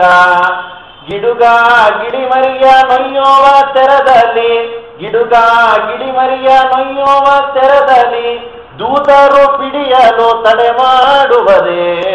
ಭೋಗ ಬೇರಿ ಹೋದಣ್ಣ ಭವಭೋಗಗಳೆಲ್ಲವೂ ರೋಗಗಳಣ್ಣ. ಯಾರು ಈ ಭವದಲ್ಲಿರತಕ್ಕಂತಹ ಸುಖವನ್ನ ಅಪೇಕ್ಷೆಯನ್ನು ಪಡ್ತಾ ಇದ್ದಾರೋ ಅಂತಹವರಿಗೆಲ್ಲವೂ ಸಹಿತ ಏನಾಗತ್ತೆ ಅಂದ್ರೆ ಭೋಗ ಭಾಗ್ಯವ ಬಯಸಿ ಮುಕ್ತಿಯ ನೀಗೆ. ಯಾರು ಲೋಕದ ಒಂದು ಸುಖವನ್ನು ಅಪೇಕ್ಷೆ ಪಡ್ತಾರೋ ಭಗವಂತನ ಚಿಂತನೆಯನ್ನ ಮರೆತು ಬಿಡ್ತಾರೆ. ಯಾರು ಭಗವಂತನ ಚಿಂತನೆಯನ್ನು ಹೆಚ್ಚಿಗೆ ಮಾಡ್ತಾರೋ ಅವರು ಲೋಕದ ವಿಷಯವನ್ನು ಮರೆಯುವಂತಹವರಾಗಿ ಆಗುತ್ತಾರೆ. ಹಾಗೆ ಭೋಗ ಭಾಗ್ಯವ ಬಯಸಿ ಮುಕ್ತಿಯ ನೀಗೆ ನಿಮ್ಮನ್ನು ಭಜಿಸಲರಿಯದ ರಾಗಿಗಳ ಮತವೇನೋ ಮಾತೇನೋ ರಕ್ಷಿಸು ನಮ್ಮ ನನವರತ. ಕೇವಲ ಲೋಕದ ವಿಷಯವನ್ನೇ ಚಿಂತನೆ ಮಾಡ್ತಾ ಇರತಕ್ಕಂತಹ ನಿನ್ನನ್ನು ಭಜಿಸದಿರೇ ಇರತಕ್ಕಂತಹ ವ್ಯಕ್ತಿಗಳ ರಾಗಿಗಳ ರಾಗ ಅಂತಂತ ಹೇಳಿದ್ರೆ ಲೋಕದೊಳಗಡೆಗೆ ಮನಸ್ಸನ್ನ ಇಟ್ಟಿರ್ತಕ್ಕಂತಹ ವ್ಯಕ್ತಿಗಳು. ಯಾರಲ್ಲಿ ರಾಗ ಮಾಡಬೇಕು ಅವರಲ್ಲಿ ರಾಗ ಮಾಡಬೇಕು, ಲೋಕದಲ್ಲಿ ರಾಗವನ್ನು ಮಾಡ್ಲಿಕ್ಕೆ ಹೋಗಬಾರದಂತೆ. ಭಗವದ್ ಭಕ್ತರಲ್ಲಿ ಭಗವಂತನಲ್ಲಿ ವಿಶ್ವಾಸವನ್ನು ಪ್ರೀತಿಯನ್ನು ಮಾಡುವಂಥವರಾಗಿ ಆಗಬೇಕಂತೆ. ಹೀಗೆ ನಿನ್ನನ್ನು ಭಜಿಸಲರಿಯದ ರಾಗಿಗಳ ಮಾತೆಯನ್ನು ರಕ್ಷಿಸು ನಮ್ಮ ನನವರತ ಎಂಬುದಾಗಿ ಹೇಳ್ತಾ ಮುಂದಿನ ಪದ್ಯದಲ್ಲಿ ಏನೇ ಹಿಂದಿನ ಪೀಠಿಕಾ ಪ್ರಕರಣವನ್ನೆಲ್ಲವನ್ನು ಸಹಿತ ಮುಗಿಸಿ ಮುಂದೆ ವಿಷಯಕ್ಕೆ ಬರತಕ್ಕಂತಹವರಾಗಿ ಆಗುತ್ತಾ ಇದ್ದಾರೆ. ಅದನ್ನು ಹೇಳಿ ಮುಂದೆ ಆಚಾರ್ಯರಿಗೆ ಉಪನ್ಯಾಸಕ್ಕೆ ಒಂದು ಅವಕಾಶವನ್ನ ಮಾಡಿಕೊಡುವಂತಹವನಾಗಿ ಆಗುತ್ತಾ ಇದ್ದೀನಿ. ಹರಿಭಕ್ತಿ ಸಾರದ ಚರಿತೆಯನ್ನು ಹರಿಭಕ್ತರಾಲಿಸುವಂತದಿ ರಚಿಸುವೆ, ಯುಕ್ತಿಯಲ್ಲಿ ಬರೆದೋದಿದವರಿಗೆ ಅಭಿಷ್ಟ ಸಿದ್ಧಿಸುವುದು, ಮುಕ್ತಿಗಿದು ನೆಲೆ ತೋರುವುದು, ಹರಿಭಕ್ತರ ಆಲಿಪುದು ನಿಜಮತಿ ಭಕ್ತಿ ಗೊಲಿವಂದದಲ್ಲಿ ರಕ್ಷಿಸು ನಮ್ಮ ನನವರತ. ಅಂದ್ರೆ ಸುಮಾರು 17 ಪದ್ಯದವರೆಗೂ ಸಹಿತ ಪೀಠಿಕಾ ವಿಷಯವನ್ನು ಹೇಳತಕ್ಕಂಥವರಾಗಿ ಮುಂದೆ ಆ ಹರಿಭಕ್ತಿ ಸಾರದ ವಿಷಯವನ್ನ ನಾನು ತಿಳಿಸುವಂತಹವರಾಗಿ ಆಗ್ತೀನಿ ಅಂತ ಹೇಳಿ ಅಲ್ಲಿ ಒಂದು ಪ್ರತಿಜ್ಞೆ ಎಂಬತಕ್ಕಂಥದ್ದನ್ನು ಮಾಡ್ತಾ ಇದ್ದಾರೆ. ಹರಿಭಕ್ತಿ ಸಾರದ ಚರಿತೆಯನ್ನು ಹರಿಭಕ್ತರಾಲಿಸುವಂದದಲ್ಲಿ, ಹರಿಭಕ್ತರು ಯಾರಿದ್ದಾರೋ ಅವರು ಇದನ್ನು ಚಿಂತನೆ ಮಾಡತಕ್ಕಂಥವರಾಗಿ ಆಗಲಿ, ಅವರಿಗೆ ಸಂತೋಷ ಕೊಡ್ತಕ್ಕಂಥ ರೀತಿಯಲ್ಲಿ ರಚಿಸುವೆ, ಇದನ್ನು ನಾನು ರಚನೆಯನ್ನು ಮಾಡುವಂತಹವನಾಗಿ ಆಗ್ತಾ ಇದ್ದೀನಿ. ಯುಕ್ತಿಯಲ್ಲಿ ಬರೆದೋದುವವರಿಗೆ ಅಭಿಷ್ಟ ಸಿದ್ಧಿಸುವುದು, ಶ್ರದ್ಧೆಯಿಂದ ಇದನ್ನು ಯಾರೋ ಬರಿತಾ ಇದ್ದಾರೋ ಅಥವಾ ಪಾರಾಯಣವನ್ನು ಮಾಡತಕ್ಕಂಥವರಾಗಿ ಆಗ್ತಾ ಇದ್ದಾರೋ ಅವರಿಗೆ ಯಾವ ಯಾವ ಒಂದು ಅಭಿಷ್ಟಗಳೆಲ್ಲವೂ ಸಹಿತ ಬೇಕು ಅಂತ ಹೇಳಿದೆಯೋ ಅದೆಲ್ಲವೂ ಸಹಿತ ಪೂರ್ಣವಾಗುತ್ತಂತೆ. ಕೊನೆಯಲ್ಲಿ ಫಲಸ್ತುತಿಯನ್ನ ಹೇಳ್ತಾ ಇದ್ದಾರೆ. ಆ ಕಾಲದಲ್ಲಿಯೂ ಸಹಿತ ವಿಶೇಷವಾಗಿರ್ತಕ್ಕಂಥ ಒಂದು ಅನುಗ್ರಹ, ಭಗವಂತನ ಅನುಗ್ರಹ ಇದರ ಒಂದು ಪಾರಾಯಣ ಶ್ರವಣದಿಂದ ಆಗುತ್ತೆ ಅಂತ ಹೇಳಿ ವರ್ಣನೆಯನ್ನು ಮಾಡ್ತಾ ಇದ್ದಾರೆ. ಮುಕ್ತಿಗಿದು ನೆಲೆ ದೋರುವುದು, ಮೋಕ್ಷದ ಮಾರ್ಗ ಅಂತ ಹೇಳಿ ತಿಳಿಸ್ತಾ ಇದ್ದಾರೆ. ಹರಿಭಕ್ತರಿದನ ಆಲಿಪುದು, ಶ್ರದ್ಧಾವಂತರಾಗಿರ್ತಕ್ಕಂಥವರು ಮೋಕ್ಷವನ್ನು ಅಪೇಕ್ಷೆ ಪಡತಕ್ಕಂತಹ ವ್ಯಕ್ತಿಗಳು ಇದನ್ನು ಶ್ರವಣ ಎಂಬತಕ್ಕಂತಹದ್ದನ್ನ ಮಾಡುವಂತಹವರಾಗ್ಲಿ. ನಿಜಮತಿ ಭಕ್ತಿ ಒಲಿವಂದದಲ್ಲಿ, ಒಳ್ಳೆಯ ಮನಸ್ಸಿನಿಂದ ಇದನ್ನು ಚಿಂತನೆಯನ್ನ ಮಾಡಬೇಕೆ ಹೊರತು ಬೇರೆ ರೀತಿಯಲ್ಲಿ ಚಿಂತನೆಯನ್ನ ಮಾಡಲಿಕ್ಕೆ ಹೋಗಬಾರದು. ಅಂದ್ರೆ ದಾಸರಲ್ಲಿ ಗೌರವ ಇಲ್ಲದಿರತಕ್ಕಂತಹ ಅವರು ಇದನ್ನು ನೋಡ್ತು ಅಂತ ಹೇಳಿದ್ರೆ ಯಾವ ರೀತಿಯಲ್ಲಿ ಆಗತ್ತೆ ಅಂತ ಹೇಳಿದ್ರೆ ಗೋಣದ ಮುಂದೆ ಕಿಂದಿರಿಬಾರದಂತೆ ಆಗತ್ತೆ. ಅದಕ್ಕೆ ದೃಷ್ಟಾಂತ ಅದು ಬಿಟ್ಟರೆ ಬೇರೆ ಇನ್ಯಾವುದು ಸಹಿತ ಇಲ್ಲವೇ ಇಲ್ಲ. ಹಾಗೆ ನಿಜಮತಿ ಭಕ್ತಿ ಒಲಿವಂದದಲ್ಲಿ ರಕ್ಷಿಸು ನಮ್ಮ ನನವರತ. ಇಂತಹ ಯಾವ ವಿಶಿಷ್ಟವಾಗಿರ್ತಕ್ಕಂಥ ರೀತಿಯಲ್ಲಿ ನಾನು ಹರಿಭಕ್ತಿ ಸಾರವನ್ನ ತಿಳಿಸೋದಕ್ಕೆ ಪ್ರವೃತ್ತನಾಗುತ್ತಾ ಇದ್ದೀನಿ ಎಂಬುದಾಗಿ ಹೇಳ್ತಾ ಇದ್ದಾರೆ. ಇನ್ನು ಮುಂದಿನ ಪದಗಳಲ್ಲಿ ಯಾವ ರೀತಿಯಾಗಿರತಕ್ಕಂತಹ ಒಂದು ವಿಷಯವನ್ನ ದಾಸರು ವರ್ಣನೆಯನ್ನು ಮಾಡ್ತಾರೆ ಅನ್ನುವಂತಹದ್ದನ್ನ ನಾಳಿನ ದಿವಸದ ಉಪನ್ಯಾಸದಲ್ಲಿ ಚಿಂತನೆಯನ್ನ ಮಾಡೋಣ ಅಂತ ಹೇಳಿ ಮುಗಿಸ್ತಾ ಇದ್ದೀನಿ. ಸುರಗಣ ಪರಿವಾರ ಶೋಭಮಾನೋರುಹಾರ ಕರಿಕರ ಸಮಹಸ್ತ ಕಾಂಚನೋದ್ದೀಪ್ತವಸ್ತ್ರ ಶುಭಜನ ಕೃತಗಾನ ಶೇಷಭೋಗೇಶಯಾನ ಪ್ರಭುರಯಮವಿನಾಶ ಪ್ರಿಯತ ಇಂದಿರೇಶ ಶ್ರೀಕೃಷ್ಣಾರ್ಪಣಮಸ್ತು. ಹರೇ ನಮಃ. ಶ್ರೀಗುರುಭ್ಯೋ ನಮಃ.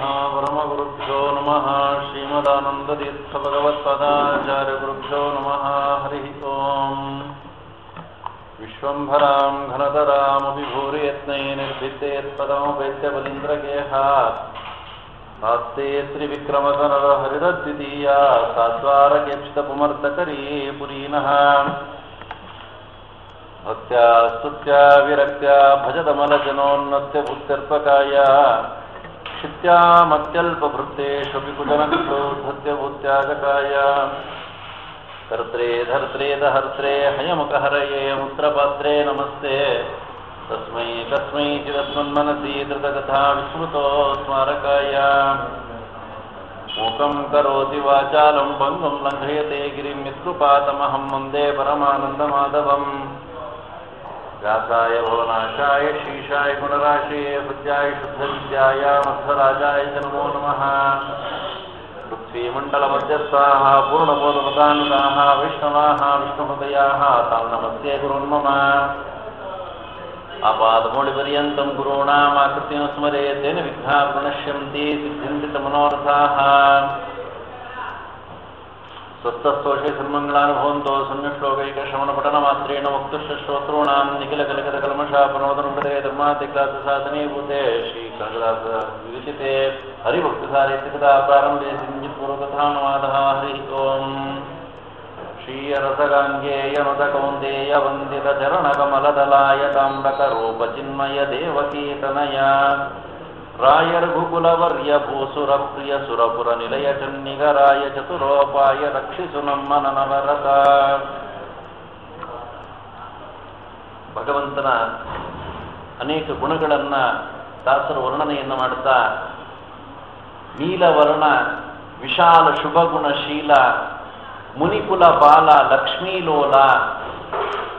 ಆ ಭಗವಂತನ ದೇಹದ ವರ್ಣ ಎಂತಹದ್ದು ಅಂತ ಹೇಳಿದರೆ ನೀಲಿಯ ಬಣ್ಣದಲ್ಲಿರತಕ್ಕಂತಹದ್ದು, ವಿಶಾಲ ಶುಭ ಗುಣಶೀಲ, ಶ್ರೇಷ್ಠವಾಗಿರ್ತಕ್ಕಂತಹ ಗುಣವನ್ನ ಭಗವಂತ ಹೊಂದಿದ್ದಾನಂತೆ. ಮುನಿಕುಲ ಪಾಲ, ಮೂರು ಕಾಲದ ಜ್ಞಾನವನ್ನ ಪಡೆದಿರತಕ್ಕಂತಹ ಅವರು ಮುನಿಗಳು ಅಂತ ಹೇಳ್ತಾ ಇದ್ದಾರೆ, ಮುನಿ ತ್ರಿಕಾಲಜ್ಞಾನಿ ಅಂತ ಹೇಳಿ. ಇಂತಹ ಯಾವ ಮುನಿಕುಲದ ಒಂದು ಪಾಲನೆಯನ್ನ ಭಗವಂತ ಮಾಡ್ತಾ ಇದ್ದಾನೆ. ಅಂತಹ ಮುನಿಕುಲದವರೆಗೆ ಸ್ವಲ್ಪ ಅಪಚಾರವಾಗಿ ಬಿಟ್ಟರೂ ಸಹಿತ ಭಗವಂತ ಸಹಿಸೋದಿಲ್ಲ ಅಂತ ಹೇಳ್ತಾ ಇದ್ದಾರೆ. ಸನಕ ಸನಂದಾದಿಗಳು ಸಹಿತ ಬ್ರಹ್ಮಮಾನಸ ಪುತ್ರರಾಗಿದ್ದಾರೆ. ಅವರಿಗೆ ಅಪಮಾನವಾದಂತಹ ಸಂದರ್ಭದಲ್ಲಿ ತನ್ನ ಭೃತ್ಯರಾಗಿರತಕ್ಕಂತಹ ಜಯ ವಿಜಯರನ್ನು ಸಹಿತ ಭಗವಂತ ನೋಡಲಿಲ್ಲ. ಶಾಪ ಕೊಟ್ಟು ಅಂತಂದಾಗ ನೀವು ಆ ಶಾಪವನ್ನು ಸ್ವೀಕಾರ ಮಾಡಲೇಬೇಕು ಅಂತ ಹೇಳಿ ಭಗವಂತ ಆಜ್ಞೆ ಮಾಡುತ್ತಾ ಇದ್ದಾನೆ. ಹೀಗೆ ಮುನಿಗಳನ್ನ ಪರಿಪಾಲನೆಯನ್ನು ಮಾಡತಕ್ಕಂಥವನು. ಆ ಯೋಗ ಜ್ಞಾನ ಇತ್ಯಾದಿಗಳನ್ನೆಲ್ಲವನ್ನೂ ಸಹಿತ ತಾವು ಸಿದ್ಧಿಪಡಿಸಿಕೊಂಡು ಬಿಟ್ಟಿರ್ತಾರೆ. ಎಲ್ಲ ಕಾಲದಲ್ಲಿಯೂ ಸಹಿತ ಅದನ್ನು ಉಪಯೋಗಿಸ್ತಾರೇನೋ ಅಂತ ಹೇಳಿದ್ರೆ ಎಲ್ಲ ಕಾಲದಲ್ಲಿ ಉಪಯೋಗಿಸೋದಿಲ್ಲ. SBI ಅಕೌಂಟ್ ಏನಿದೆಯೋ ಅದನ್ನು ಮಾತ್ರ ತೆಗಿತಾ ಇರ್ತಾರೆ ಹೊರತು FDನೆಲ್ಲ ತೆಗಿತಿರ್ತಾರೆ ಅನ್ನೋದ್ರ ಸುಮ್ಮನೆ ತೆಗಿಯಕ್ಕೆ ಹೋಗಲ್ಲ. ಹಾಗೆ ಸಾಧಾರಣವಾಗಿರ್ತಕ್ಕಂತಹ ಒಂದು ಚರ್ಯೆಯನ್ನ ತೋರಿಸ್ತಾ ಇರ್ತಾರೆ. ಆದರೆ ಯಾವ ಕಾಲದಲ್ಲಿ ಯಾವ ರೀತಿಯಾಗಿರ್ತಕ್ಕಂತಹ ಒಂದು ವಿಷಯ ಅದು ಪ್ರಬಲವಾಗಿ ತಿಳ್ಕೊಳ್ಳುವಂತಹ ಸಂದರ್ಭದೊಳಗಡೆಗೆ ಆ ಯೋಗ ಜ್ಞಾನವನ್ನ ತಾವು ಉಪಯೋಗಿಸುವಂತಹವರಾಗಿ ಆಗ್ತಾರಂತೆ. ದೇವನ ಋಷಿಗಳು ಒಮ್ಮೆ ಸಂಚಾರವನ್ನ ಮಾಡ್ತಾ ಮಾಡ್ತಾ ಬರುತ್ತಿದ್ದಾರೆ. ಬರುವಂತಹ ಸಂದರ್ಭದಲ್ಲಿ ತ್ರಿಕೂಟ ಪರ್ವತಕ್ಕೆ ಬಂದಿದ್ದಾರೆ. ಬಂದ ಸಂದರ್ಭದಲ್ಲಿ ನದಿಯ ಒಂದು ಸರೋವರ, ದಿವ್ಯವಾಗಿರ್ತಕ್ಕಂಥ ಸರೋವರ, ಸಂಧ್ಯಾ ವಂದನೆಯನ್ನು ಮಾಡೋಣ ಅಂತಲೋ ಅಥವಾ ಆಯಾಸವನ್ನ ಪರಿಹಾರ ಮಾಡಿಕೊಳ್ಳಿಕ್ಕೋಸ್ಕರ ಬರ್ತಾ ಇದ್ದಾರೆ. ಅವರಿಗೆ ಆಯಾಸ ಇಲ್ಲ, ಆಯಾಸ ಇದ್ದಂತೆ ತೋರಿಸ್ತಾ ಇದ್ದಾರೆ ಅಷ್ಟೇ. ಭಗವಂತನ ಧ್ಯಾನವನ್ನು ಮಾಡತಕ್ಕಂತಹ ಅವರಿಗೆ ಎಂದಿಗೂ ಸಹಿತ ಆಯಾಸ ಇರೋದಿಲ್ಲವಂತೆ. ಆ ಸಂದರ್ಭದಲ್ಲಿ ನೀರಿನಲ್ಲಿ ಇಳಿತಾ ಇದ್ದಾರೆ. ಇಳಿಯುವಾಗ ಒಂದು ಮೊಸಳೆ ಹತ್ತಿಸ್ಕೊಂಡು ಬಂತು. ಅಯ್ಯೋ ಮೊಸಳೆ ಬರ್ತಾ ಇದೆ ಅಂತ ಹೇಳಿ ದಡಕ್ಕೆ ಬಂದರು. ದಡದಲ್ಲಿ ಒಂದು ಆನೆ ಅಟ್ಟಿಸ್ಕೊಂಡು ಬರ್ತಾ ಇದೆ. ಕತೆ ಗೊತ್ತಾಗೋಗ್ಬಿಟ್ಟಿರುತ್ತೆ ಇಷ್ಟೊತ್ತಿಗೆ ಯಾವುದು ಅಂತ ಹೇಳಿ. ಗಜೇಂದ್ರ ಮೋಕ್ಷದ ಪೂರ್ವ ವೃತ್ತಾಂತ ಇದೆಲ್ಲವೂ ಸಹಿತ. ಆ ಸಂದರ್ಭದಲ್ಲಿ ಹೀಗೆ ಒಂದು 5-6 ಬಾರಿ ಆಗ್ತಾ ಇದೆ. ನೀರಿನ ಬಳಿ ಹತ್ತು ಹೋಯ್ತು ಅಂದ್ರೆ ಮೊಸಳೆ ಬರ್ತಾ ಇದೆ, ದಡಕ್ಕೆ ಬಂತು ಅಂದ್ರೆ ಆನೆ ಅಟ್ಟಿಸ್ಕೊಂಡು ಬರ್ತಾ ಇದೆ. ಕೊನೆಗೆ ಮೊಸಳೆ ಇನ್ನೇನೋ ಅವ್ರನ್ನ ತಿನ್ನುವಂತಹ ಒಂದು ಸ್ಥಿತಿ ದಡದಲ್ಲಿ ಬಂದುಬಿಟ್ರು. ಆನೆ ಅವರನ್ನ ಸೊಂಡಿಲಿನಲ್ಲಿ ಎತ್ತುಕೊಂಡು ಒಂದು 15-20 ಬಾರಿ ಉಯ್ಯಾಲೆ ಆಡಿಸಂತೆ ಆಡಿಸಿಬಿಟ್ಟು ಅವರನ್ನು ಬಿಟ್ಟು ಅಲ್ಲಿಂದ ಹೊರಟು ಹೋಗ್ತಾ ಇದೆ. ಅಲ್ಲಿವರೆಗೂ ಸಹಿತ ತಮ್ಮ ಒಂದು ಏನು ವಿಶೇಷವಾಗಿರ್ತಕ್ಕಂಥ ಒಂದು ಯೋಗ ಜ್ಞಾನವನ್ನು ತಾವು ಉಪಯೋಗಿಸಲಿಲ್ಲ. ಆನಂತರದಲ್ಲಿ ಯಾಕೆ ಈ ರೀತಿಯಾಗಿರ್ತಕ್ಕಂಥ ಒಂದು ಸ್ಥಿತಿ ಆಯಿತು? ಮೊಸಳೆಯೂ ಸಹಿತ ನನ್ನನ್ನ ತಿನ್ನಲಿಲ್ಲ, ಆನೆಯೂ ಸಹಿತ ನನ್ನನ್ನು ಹಿಂಸೆ ಮಾಡಲಿಲ್ಲ, ಸೊಂಡಿಲಿನಲ್ಲಿ ಎತ್ತುಕೊಂಡು ಉಯ್ಯಾಲೆ ಆಡಿಸಂತೆ ಆಡಿಸಿ ಬಿಟ್ಟುಬಿಡುತ್ತಲ್ಲ, ಏನು ಇದಕ್ಕೆ ಕಾರಣ ಅಂತ ಹೇಳಿ ಚಿಂತನೆಯನ್ನು ಮಾಡಿದಾಗ ಗೊತ್ತಾಯಿತಂತೆ ಇಬ್ಬರು ಗಂಧರ್ವರು ಈ ರೀತಿಯಲ್ಲಿ ಮಾಡೋಣ ಅಂತ ಹೇಳಿ ಮೊದಲನೇ ಮಾತಾಡ್ಕೊಂಡಿದ್ದರಂತೆ. ಹಾಹಾ ಮತ್ತೆ ಹೂಹು ಎಂಬತಕ್ಕಂತಹ ಇಬ್ಬರು ಗಂಧರ್ವರು ಅವರು ಸಹಿತ ಆ ಸರೋವರದ ಬಳಿಯಲ್ಲಿ ಬಂದಿದ್ದಾರೆ. ಜಲಕ್ರೀಡೆ ಎಲ್ಲ ಆಡಿದ್ರು. ಇನ್ನೇನು ಅವರ ಲೋಕಕ್ಕೆ ಹೊರಡಬೇಕು. ಅಷ್ಟೊತ್ತಿಗೆ ದೇವರ ಋಷಿಗಳನ್ನು ನೋಡಿದ್ದಾರೆ. ನೋಡಿದ ಸಂದರ್ಭದಲ್ಲಿ ಒಂದು 5 ನಿಮಿಷಗಳ ಕಾಲ ವಿನೋದವನ್ನ ಮಾಡಿ ಹೋಗೋಣ ಅಂತಂದ್ರು. ಯಾರಲ್ಲಿ ವಿನೋದ? ಸಾಮಾನ್ಯ ಮನುಷ್ಯರನ್ನು ನೀನೇ ಹಿಂಸೆ ಮಾಡಬೇಡ ಅಂತ ಹೇಳ್ತಾ ಇದೆ ಶಾಸ್ತ್ರ.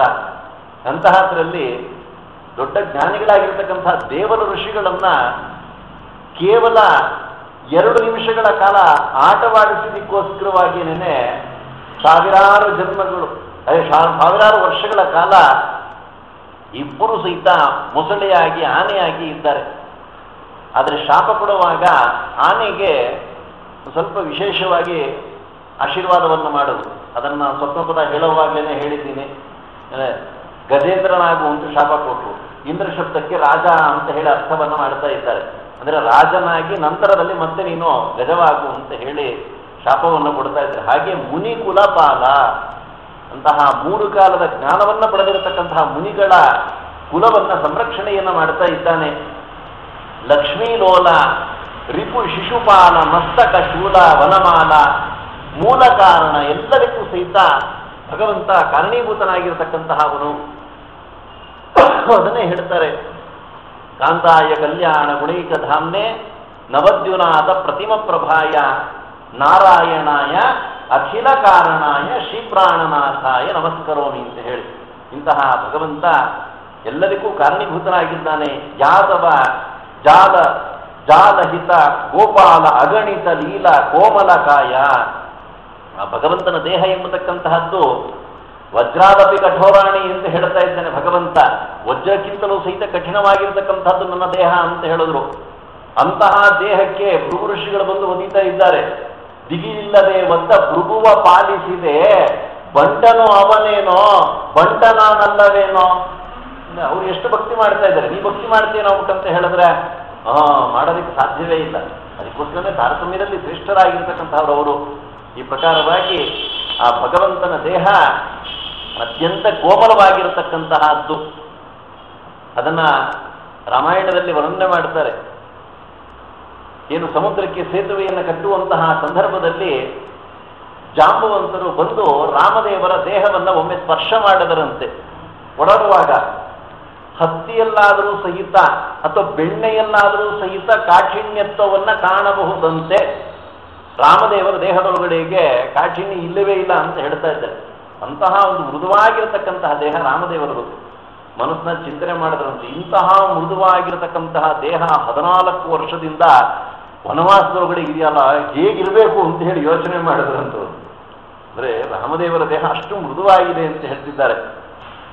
ಹಾಗಿದ್ರೆ ಕೃಷ್ಣನ ಒಂದು ದೇಹ ಮೃದು ಇಲ್ವೇನೋ ಅಂತಂತ ಹೇಳಿದ್ರೆ ಅದು ಸಹಿತ ಮೃದುವಾಗೇ ಇದೆಯಂತೆ.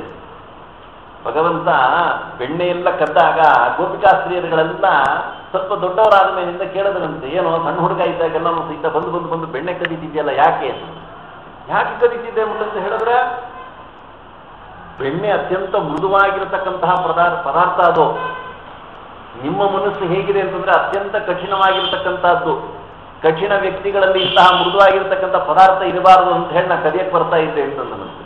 ಈಗ ಬೇಕಾದಷ್ಟು ಹಾಸ್ಯವನ್ನ ಮಾಡ್ತಾ ಇದ್ದಾನೆ. ಈ ರೀತಿಯಲ್ಲಿ ಕೋಮಲಕಾಯ ಅಂತ ಹೇಳಿ ಮುಂದಿನ ಪದ್ಯದಲ್ಲಿ ಹೇಳ್ತಾ ಇದ್ದಾರೆ. ನಾಗ ನಗರ ಧರಿತ್ರಿ ಕೋಶ ವಿಭಾಗ ತಂತ್ರ ನಿಯೋಗ ಗಮನ ಸರಾಗ ಪಾಂಡವ ರಾಜಜಿತ ಸಂಗ್ರಾಮ ನಿಸ್ಸೀಮ ಯೋಗ ಗಮ್ಯ ಭವಾಬ್ದಿ ವಿಷಧರ ನಾಗ ಗರುಡ ಮಂತ್ರವಿದ ಭವರೋಗ ವೈದ್ಯ ವಿಚಿತ್ರ ರಕ್ಷಿಸು ನಮ್ಮ ನನವರತ. ನಾಗ ನಗರ ಧರಿತ್ರಿ. ನಾಗ ಅಂತ ಹೇಳಿದ್ರೆ ನಾಗ ಸರ್ಪ ಅಂತ ಅಂದ್ಕೊಳ್ತೀವಿ. ಇಲ್ಲಿ ಸರ್ಪ ಅಂತ ಹೇಳಿ ಅನ್ವಯವನ್ನು ಮಾಡಬಾರದು. ನಾಗ ಅಂತ ಹೇಳಿದ್ರೆ ಆನೆ. ಆನೆಗೆ ಇನ್ನೊಂದು ಹೆಸರು ಕರಿಗಿರಿ ಅಂತ ಹೇಳಿ ನಾವು ಶಬ್ದವನ್ನು ಕೇಳ್ತಾ ಇದ್ದೀವಿ.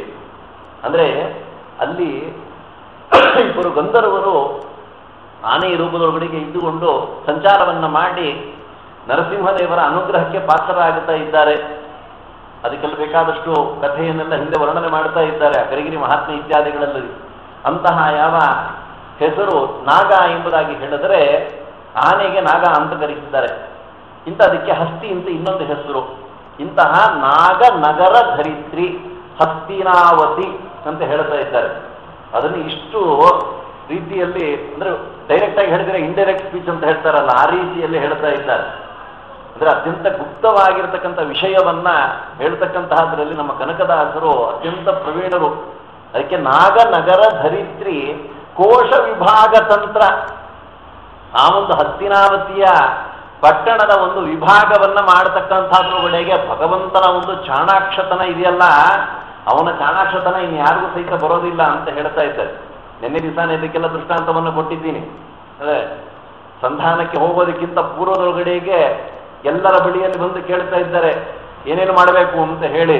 ಅಲ್ಲೇ ನಮ್ಮ ರಾಜ್ಯ 5 ಹಳ್ಳಿ 1 ಹಳ್ಳಿ, ಇಲ್ಲಾಂದ್ರೆ ಅವಕಾಶವೇ ಇಲ್ಲ ಅಂತ ಹೇಳಿದ್ರು. ಹಾಗೆ ಆ ಕೋಶ ವಿಭಾಗ ತಂತ್ರ ಕೃಷ್ಣ ಪರಮಾತ್ಮನೇ ಪಾಂಡವರನ್ನ ಪಾಂಡುರಾಜರು ಗತಿಸಿದ ನಂತರದೊಳಗಡೆಗೆ ಅವ್ರನ್ನೆಲ್ಲ ಕರೆದುಕೊಂಡು ಬಂದು ಭೀಷ್ಮಾಚಾರ್ಯರ ಕೈಯಲ್ಲಿ ಒಪ್ಪಿಸ್ತಾ ಇದ್ದಾರೆ. ಮತ್ತೆ ಪುನಃ ಏಕಚಕ್ರ ನಗರದಿಂದ ಕರ್ಕೊಂಡು ಬಂದು ಭಗವಂತನೇ ಮತ್ತೆ ಭೀಷ್ಮಾಚಾರ್ಯರ ಕೈಯಲ್ಲಿ ಒಪ್ಪಿಸ್ತಾ ಇದ್ದಾನೆ. ಮನೆಗೆ ಇವ್ರು ಏನ್ ಮಾಡಿದ್ರು ಸಹಿತ ಒಳ್ಳೆ ಬುದ್ಧಿ ಬರೋದಿಲ್ಲ. ಯಾರಿಗೆ? ದುರ್ಯೋಧನಾಚಾರ್ಯಗಳಿಗೆ. 100 ಜನ ಇದ್ದಾರೆ ಅವರು. ಅವ್ರಿಗೆ ಏನ್ ಮಾಡಿದ್ರು ಒಳ್ಳೆ ಬುದ್ಧಿ ಬರೋದಿಲ್ಲ. ಅದಕ್ಕೋಸ್ಕರ ಅವರ ಒಂದು ರಾಜ್ಯವನ್ನು ಅವರಿಗೆ ಕೊಟ್ಟು ಬಿಡಬೇಕು ಅಂತ ಹೇಳಿ ಇಂದ್ರಪ್ರಸ್ಥ ನಗರವನ್ನ ಭಗವಂತ ಪಾಂಡವರಿಗೆ ಕೊಡಿಸ್ತಾ ಇದ್ದಾರೆ. ಆ ರಾಜ್ಯ ಇದೆಯಲ್ಲ, ಅದನ್ನ ಪಾಂಡುರಾಜರು ಗೆದ್ದಂತಹದ್ದು. ಈಗಿನ ಒಂದು ದೆಹಲಿ, ಅದಕ್ಕೆ ಇಂದ್ರಪ್ರಸ್ಥ ನಗರ ಅಂತ ಹೇಳ್ತಾ ಇದ್ದಾರೆ. ಬರ್ತಾ ಬರ್ತಾ ಎಲ್ಲ ಪುರಾಣೋಕ್ತವಾಗಿರ್ತಕ್ಕಂಥ ಹೆಸರೆಲ್ಲ ಹೊರಟೋಗುತ್ತೆ, ಬೇರೆ ಯಾವುದೋ ಒಂದು ಹೆಸರು ಬರ್ತಾ ಇರುತ್ತೆ ಲೋಕದಲ್ಲಿ. ಇಂತಹದ್ದು ಅಲ್ಲ, ಕರಿಗಿರಿ ಎಂಬತಕ್ಕಂಥ ಹೆಸರು ಹೊರಟೋಯ್ತು, ದೇವರಾಯನದುರ್ಗ ಅಂತ ಹೇಳಿ ಹೆಸರು ಬಂದು ಬಿಡ್ತು. ಹಾಗೆ ಇಂತಹ ಯಾವ ಇಂದ್ರಪ್ರಸ್ಥ ನಗರವನ್ನ ಬಹಳ ಜಾಣ್ಮೆಯಿಂದ ಪಾಂಡವರಿಗೆ ಕೊಡಿಸ್ತಕ್ಕಂತಹವನಾಗಿ ಆಗ್ತಾ ಇದ್ದಾನೆ. ಅದಕ್ಕೋಸ್ಕರ ನಾಗ ನಗರ ಧರಿತ್ರಿ ಕೋಶ ವಿಭಾಗ ತಂತ್ರ ನಿಯೋಗ ಗಮನ ಸರಾಗ. ಅವನು ಹೇಗಿದ್ದಾನೆ ಅಂತಂದ್ರೆ ಸುಲಭವಾಗಿ ಹೋಗಿ ಆ ಕಾರ್ಯವನ್ನ ಮಾಡಿಕೊಂಡು ಬರ್ತಾ ಇದ್ದಾನಂತೆ. ಶತ್ರುಗಳ ಹತ್ತಿರಕ್ಕೆ ಹೋಗೋದು ಬಹಳ ಕಷ್ಟ. ಅದರಂತಹ ದುಷ್ಟನ ಬಳಿಯಲ್ಲಿ ಹೋಗಿ ಅವರಿಗೆ ಬರಬೇಕಾಗಿರತಕ್ಕಂತಹ ಒಂದು ರಾಜ್ಯದ ಒಂದು ಪರಿಪಾಲನೆಯನ್ನು ಸಹಿತ ಭಗವಂತ ಪಾಂಡವರಿಗೆ ಕೊಡಿಸ್ತಾ ಇದ್ದಾರೆ. ಪಾಂಡವ ರಾಜಜಿತ ಸಂಗ್ರಾಮ ನಿಸ್ಸೀಮ. ಬರೀ ಇಷ್ಟೇ ಮಾಡಿದ್ರೇನು ಅಂತ ಹೇಳಿದ್ರೆ ಇಷ್ಟೇ ಮಾಡಲಿಲ್ಲ. ಕೊನೆಗೆ ದ್ಯೂತವನ್ನ ಆಡಿ ಆ ಒಂದು ರಾಜ್ಯವನ್ನು ಸಹಿತ ತಾವು ತೆಗೆದುಕೊಳ್ಳುತ್ತಾ ಇದ್ದಾರೆ. ಆ ದ್ಯೂತ ಯಾವ ರೀತಿಯಲ್ಲಿ ಇತ್ತು ಅಂತ ಹೇಳಿದ್ರೆ ನಿರ್ಣಯದಲ್ಲಿ ಶ್ರೀಮದಾಚಾರ್ಯ ಹೇಳ್ತಾ ಇದ್ದಾರೆ, ಇಡೀ ಕುಲವನ್ನ ನಾಶ ಮಾಡತಕ್ಕಂತಹದಕ್ಕೋಸ್ಕರವಾಗಿಯೇ ದುರ್ಯೋಧನ ಧರ್ಮರಾಜರನ್ನ ದ್ಯೂತಕ್ಕೆ ಕರೀತಾ ಇದ್ದಾನಂತೆ. ಅವನ ವಿಷಯವನ್ನ ಗರುಡ ಪುರಾಣದಲ್ಲಿ ಹೇಳ್ತಾ ಇದ್ದಾರೆ ಬ್ರಹ್ಮಕಾಂಡದೊಳಗಡೆಗೆ. ಅಂದ್ರೆ ಕಲಿ ದುರ್ಯೋಧನ ಅನ್ನುವಂತಹದ್ದು ಗೊತ್ತು, ಆದ್ರೆ ಅವನು ಏನೇನು ಮಾಡದ ಅನ್ನುವಂತಹದ್ದನ್ನೆಲ್ಲವೂ ಸಹಿತ ಮಹಾಭಾರತದಲ್ಲಿ ಹೇಳಿದ್ದಾರೆ. ಆ ದುರ್ಯೋಧನ ಅಂದ್ರೆ ಕಲಿಯ ಒಂದು ಸ್ವಭಾವ ಯಾವ ರೀತಿಯಾಗಿರ್ತಕ್ಕಂತಹದ್ದು ಅನ್ನೋದನ್ನ ಗರುಡ ಪುರಾಣದಲ್ಲಿ ವಿಶೇಷವಾಗಿ ವರ್ಣನೆಯನ್ನು ಮಾಡ್ತಾ ಇದ್ದಾರೆ. ಅವನ ಯಾರ ಒಂದು ಏಳಿಗೆಯನ್ನು ಸಹಿತ ಸಹಿಸೋದಿಲ್ಲ ಅಂತ ಹೇಳ್ತಾ ಇದ್ದಾರೆ. ಹಿಂದೆನೇ ಒಂದು ದೃಷ್ಟಾಂತ ಕೊಟ್ಟಿದ್ದೆ ಅಲ್ಲೇ, ಒಬ್ಬ ವ್ಯಕ್ತಿ ಪ್ರತಿನಿತ್ಯದಲ್ಲಿಯೂ ಸಹಿತ ಸಕಾಲಕ್ಕೆ ಸಂಧ್ಯಾ ವಂದನೆ ಮಾಡ್ತಿದ್ದಂತೆ. ಒಂದು ದಿವಸ ಅದು ಏನಾಯ್ತು ಏನು ಕಥೆನೋ ಗೊತ್ತಿಲ್ಲ, 5:45 ಆಗೋಗ್ಬಿಟ್ಟಿದೆ, 6 ಗಂಟೆಗೆ ಸೂರ್ಯಾಸ್ತ. ಕೇವಲ 5-10 ನಿಮಿಷಗಳಲ್ಲೇನೆ ಕಲಿ ಬಂದು ಅವನ ಮನೆಯ ಬಾಗಿಲನ್ನ ಬಡಿದು ಅಲ್ಲೇ ಇಂಥವ್ರ ಮನೆ ಎಲ್ಲಿದೆ ಅಂತ ಕೇಳದಂತೆ. ಅಯ್ಯೋ ಅವ್ರ ಮನೆಯ ಎದುರುಗಡೆನೆ ಉಂಟಂತ ಹೇಳಿದ್ರಂತೆ. ಸಮಯ ನೋಡ್ತಾ ಇದ್ದಾನೆ, ಓಹೋ 6 ಗಂಟೆ ಆಗೋಗ್ತಿದೆ, ಸೂರ್ಯ ಅಸ್ತ ಆಗೋಗ್ಬಿಡುತ್ತೆ ಅಂತ ಹೇಳಿ ಸೂರ್ಯ ಅರ್ಘ್ಯ ಕೊಟ್ಟನಂತೆ. ನೋಡ್ರಿ ಇವತ್ತು ದಿವಸ ಕಾಲ ವಿಳಂಬವಾಗಿ ಬಿಡ್ತಾ ಇತ್ತು, ಆದ್ರೆ ಕಾಲ ವಿಳಂಬವಾಗಿಲ್ಲ, ಸಕಾಲಕ್ಕೆ ನಾನು ಅರ್ಘ್ಯ ಕೊಡ್ತಾ ಇದ್ದೀನಿ. ಅದಕ್ಕೆ ಕಾರಣ ಯಾರು ಅಂತಂದ್ರೆ ಈಗ ನನ್ನ ಮನೆಯ ಬಾಗಿಲನ್ನ ತಟ್ಟದ್ನಲ್ಲ ಆ ವ್ಯಕ್ತಿನೇ ಕಾರಣ ಅಂತ ಹೇಳಿ ಅನ್ಕೊಂಡಂತೆ. ಎಷ್ಟು ಅನುಗ್ರಹ ಮಾಡದಲ್ವಾ ಕಲಿ, ಸಕಾಲಕ್ಕೆ ಸಂಧ್ಯಾವನೆ ಮಾಡುವಂತಹ ಒಂದು ಬುದ್ಧಿಯನ್ನ ಪ್ರೇರಣೆ ಮಾಡ್ದ. ಅದೆಲ್ಲ ಮಾಡಿದ್ದು ಅವನು ಒಂದು ದಿವಸ ಅಕಾಲದಲ್ಲಿ ಸಂಧ್ಯಾವಂದನೆ ಮಾಡಿ ಪ್ರಾಯಶ್ಚಿತ್ತ ಅರ್ಘ್ಯ ಕೊಡ್ತು ಅಂತಂದ್ರೆ ಅವನ ಜೀವನ ಪರ್ಯಂತವಾಗಿ ಹೇಳ್ಕೊಳ್ಳೋನು, ಒಂದು ದಿವಸನೂ ಸಹಿತ ನಾನು ಪ್ರಾಯಶ್ಚಿತ್ತ ಅರ್ಘ್ಯ ಕೊಟ್ಟಿಲ್ಲ, ಇಂತಹ ದಿವಸ ಪ್ರಾಯಶ್ಚಿತ್ತ ಅರ್ಘ್ಯ ಕೊಟ್ಟೆ ಅಂತ. ನಾವು ಯಾವತ್ತೂ ಸಕಾಲ ಕೊಡೋದೇ ಇಲ್ಲ, ನಾವು ಯಾವಾಗಲೂ ಅಕಾಲಕ್ಕೆ ಕೊಡುವಂತಹದ್ದು ಇಂತಹ ಒಂದು ಸ್ಥಿತಿ. ಆದ್ರೆ ಆ ವ್ಯಕ್ತಿ ಸಕಾಲಕ್ಕೆ ಅರ್ಘ್ಯವನ್ನು ಕೊಡ್ತಾ ಇದ್ದಾರೆ. ಅಂದ್ರೆ ಕಲಿ ಮಾಡಿರ್ತಕ್ಕಂಥ ಕೆಲಸ ಇಂಥದ್ದು ಅಂತಂದ್ರೆ ಅವನಿಗೆ ಬರ್ತಾ ಇರತಕ್ಕಂಥ ಹೆಚ್ಚಿಗೆ ಪುಣ್ಯವನ್ನ ಹ್ರಾಸ ಮಾಡ್ತಾ ಇದ್ದಾನೆ. ಇದು ಕಲಿ ಮಾಡತಕ್ಕಂತಹ ಒಂದು ಕೆಲಸ. ಹಾಗೆ ಇಲ್ಲಿ ಹೇಳ್ತಾ ಅವನ ದುಷ್ಟ ಸ್ವಭಾವ ಎಂಬತಕ್ಕಂಥದ್ದು ಹೇಗಿರುತ್ತೆ ಅಂತಂದ್ರೆ ಎಲ್ಲ ಸಂಪತ್ತನ್ನು ಸಹಿತ ತಾನೇ ಪಡೆಯಬೇಕು ಅಂತ ಹೇಳಿ ಚಿಂತನೆಯನ್ನ ಮಾಡ್ತಾನಂತೆ. ಅದನ್ನು ಗರುಡ ಪುರಾಣ ವರ್ಣನೆಯನ್ನ ಮಾಡ್ತಾ ಇದೆ. ಅದಕ್ಕೋಸ್ಕರ ಪಾಂಡವ ರಾಜಜಿತ ಸಂಗ್ರಾಮ ನಿಸ್ಸೀಮ. ಕೊನೆಗೆ ಯುದ್ಧ ಅಂತ ಹೇಳಿ ಸಿದ್ಧವಾಗಿ ಬಿಡಿತು. ಆ ಕಾಲದೊಳಗಡೆಗೆ ಭಗವಂತ ಪಾಂಡವರ ಒಂದು ಪಕ್ಷವನ್ನು ವಹಿಸಿ ಯಾವ ಯಾವ ರೀತಿಯಲ್ಲಿ ಯಾವ ಯಾವ ವ್ಯಕ್ತಿಗಳನ್ನು ಸಂಹಾರವನ್ನು ಮಾಡಿಸಬೇಕೋ ಆ ರೀತಿಯಲ್ಲಿ ವ್ಯವಸ್ಥೆಯನ್ನ ಮಾಡಿ ಅವರೆಲ್ಲರೂ ಸಹಿತ ಸಂಹಾರವನ್ನು ಮಾಡಿಸ್ತಾ ಇದ್ದಾರೆ. ಭೀಷ್ಮಾಚಾರ್ಯರು 10 ದಿವಸಗಳ ಕಾಲ ಯುದ್ಧ ಮಾಡಿಬಿಟ್ರು. ಅಲ್ಲೇ ಮೆಜಾರಿಟಿ ಇಸ್ ದ ಅಥಾರಿಟಿ ಅಂತ ಹೇಳ್ತಾರಲ್ಲ, ಆ ರೀತಿಯಲ್ಲಿ ಆ ಕಾಲದಲ್ಲಿ ಸ್ವಾಮಿ 10 ದಿವಸ ಆಯಿತು, ಏನು ಮಾಡೋದು ಅಂತ ಕೇಳಿದ್ರು. ನಂಗೆ ಗೊತ್ತಿಲ್ಲಪ್ಪ, ಹೋಗಿ ನಿಮ್ಮ ತಾತನ ನೀವೇ ಹೋಗಿ ಕೇಳ್ಕೊಳ್ಳಿ. ಅಲ್ಲಿ ಬಂದು ಶಿಬಿರದಲ್ಲಿ ಇದ್ದಾರೆ, ಬಿಡಾರದಲ್ಲಿ ಇದ್ದಾಗ ಬಂದು ಕೇಳ್ತಾ ಇದ್ದಾರೆ, ಏನು ಬಂದಂತ ಆಯ್ತು ಅಂತಂದ್ರು. ಏನಿಲ್ಲ, ನೀವು ಏನು ಮಾಡಿದ್ರೆ ಶಸ್ತ್ರತ್ಯಾಗ ಮಾಡ್ತೀರಾ ಅಂತಂದ್ರು. ಯಾರು ಹೇಳ್ಕಳಿಸಿದ್ರು ಅಂತಂದ್ರು. ಕೃಷ್ಣ ಪರಮಾತ್ಮನು. ಗೊತ್ತಾಯ್ತು ಅಂದ್ರೆ 10 ದಿವಸ ಅಷ್ಟೇನೆ, ನಾಳೆ ದಿವಸದಿಂದ ದ್ರೋಣ ಪರ್ವ ಪ್ರಾರಂಭವಾಗಿ ಬಿಡಬೇಕಾಗತ್ತೆ. ಅದಕ್ಕೆ ಹೇಳ್ತಾ ಇದ್ದಾರೆ, ಶಿಖಂಡಿಯನ್ನ ಕರ್ಕೊಂಡ್ಬಂದು ನನ್ನ ಮುಂದೆ ನಿಲ್ಲಿಸ್ರಿ, ನನ್ನ ಶಸ್ತ್ರತ್ಯಾಗವನ್ನ ಮಾಡ್ತೀನಿ ಅಂತ ಹೇಳ್ತಾರೆ. ಈ ರೀತಿಯಲ್ಲಿ ಅನೇಕ ರೀತಿಯಾಗಿರ್ತಕ್ಕಂತಹ ರೀತಿಯಲ್ಲಿ ಪಾಂಡವರನ್ನು ಸಂರಕ್ಷಣೆಯನ್ನು ಮಾಡ್ತಾ ಇದ್ದಾನೆ. ಅದಕ್ಕೋಸ್ಕರ ಪಾಂಡವ ರಾಜಜಿತ ಸಂಗ್ರಾಮ ನಿಸ್ಸೀಮ ಯೋಗ ಗಮ್ಯ. ಯಾರ್ಯಾರು ಯೋಗಿಗಳು ಇದ್ದಾರೋ ಅವರಿಗೆ ಮಾತ್ರ ಗಮ್ಯನಾಗಿರತಕ್ಕಂತಹವನು ಅಂತ ಹೇಳ್ತಿದ್ದಾರೆ. ಭವಾಬ್ದಿ ವಿಷಧರ ನಾಗ. ಭವಾಬ್ದಿ ವಿಷಧರ, ಭವ ಎಂಬತಕ್ಕಂತಹದ್ದು ವಿಷದಂತೆ ಇದೆ ನಮಗೆ. ಅದನ್ನ ನಾವು ಪಾರಾಗಬೇಕಾಗಿತ್ತು ಅಂತಂದ್ರೆ ಗರುಡ ಮಂತ್ರವಿದ. ನಾಗಗಳು ಯಾವುದಕ್ಕೆ ದೂರ ಓಡಿ ಹೋಗುತ್ತವೆ ಅಂತ ಹೇಳಿದ್ರೆ, ಗರುಡ ಹತ್ರ ಬಂತು ಅಂದ್ರೆ ನಾಗಗಳಲ್ಲಿ ಇರೋದಿಲ್ಲವಂತೆ. ಎಲ್ಲಿ ನವಿಲು ಹೆಚ್ಚಾಗಿ ಇರುತ್ತೋ ಅಲ್ಲಿ ಸರ್ಪಗಳ ಭಯ ಇಲ್ಲ ಅಂತ ಹೇಳ್ತಾ ಇದ್ದಾರೆ. ಹಾಗೆ ಈ ಭವ ಎಂಬತಕ್ಕಂತಹ ಒಂದು ವಿಷ, ಅದು ನಾಗದ ವಿಷ ಇದ್ದಂತೆ. ಅದು ಹೋಗಬೇಕಾಗಿದ್ರೆ ಭಗವಂತನ ಸ್ಮರಣೆ ಮಾಡಬೇಕಂತೆ. ಆ ನಾಗದ ವಿಷ ಯಾವಾಗ ಹೋಗುತ್ತೆ? ಗರುಡ ಮಂತ್ರವನ್ನ ಚಿಂತನೆಯನ್ನು ಮಾಡಿದಾಗ.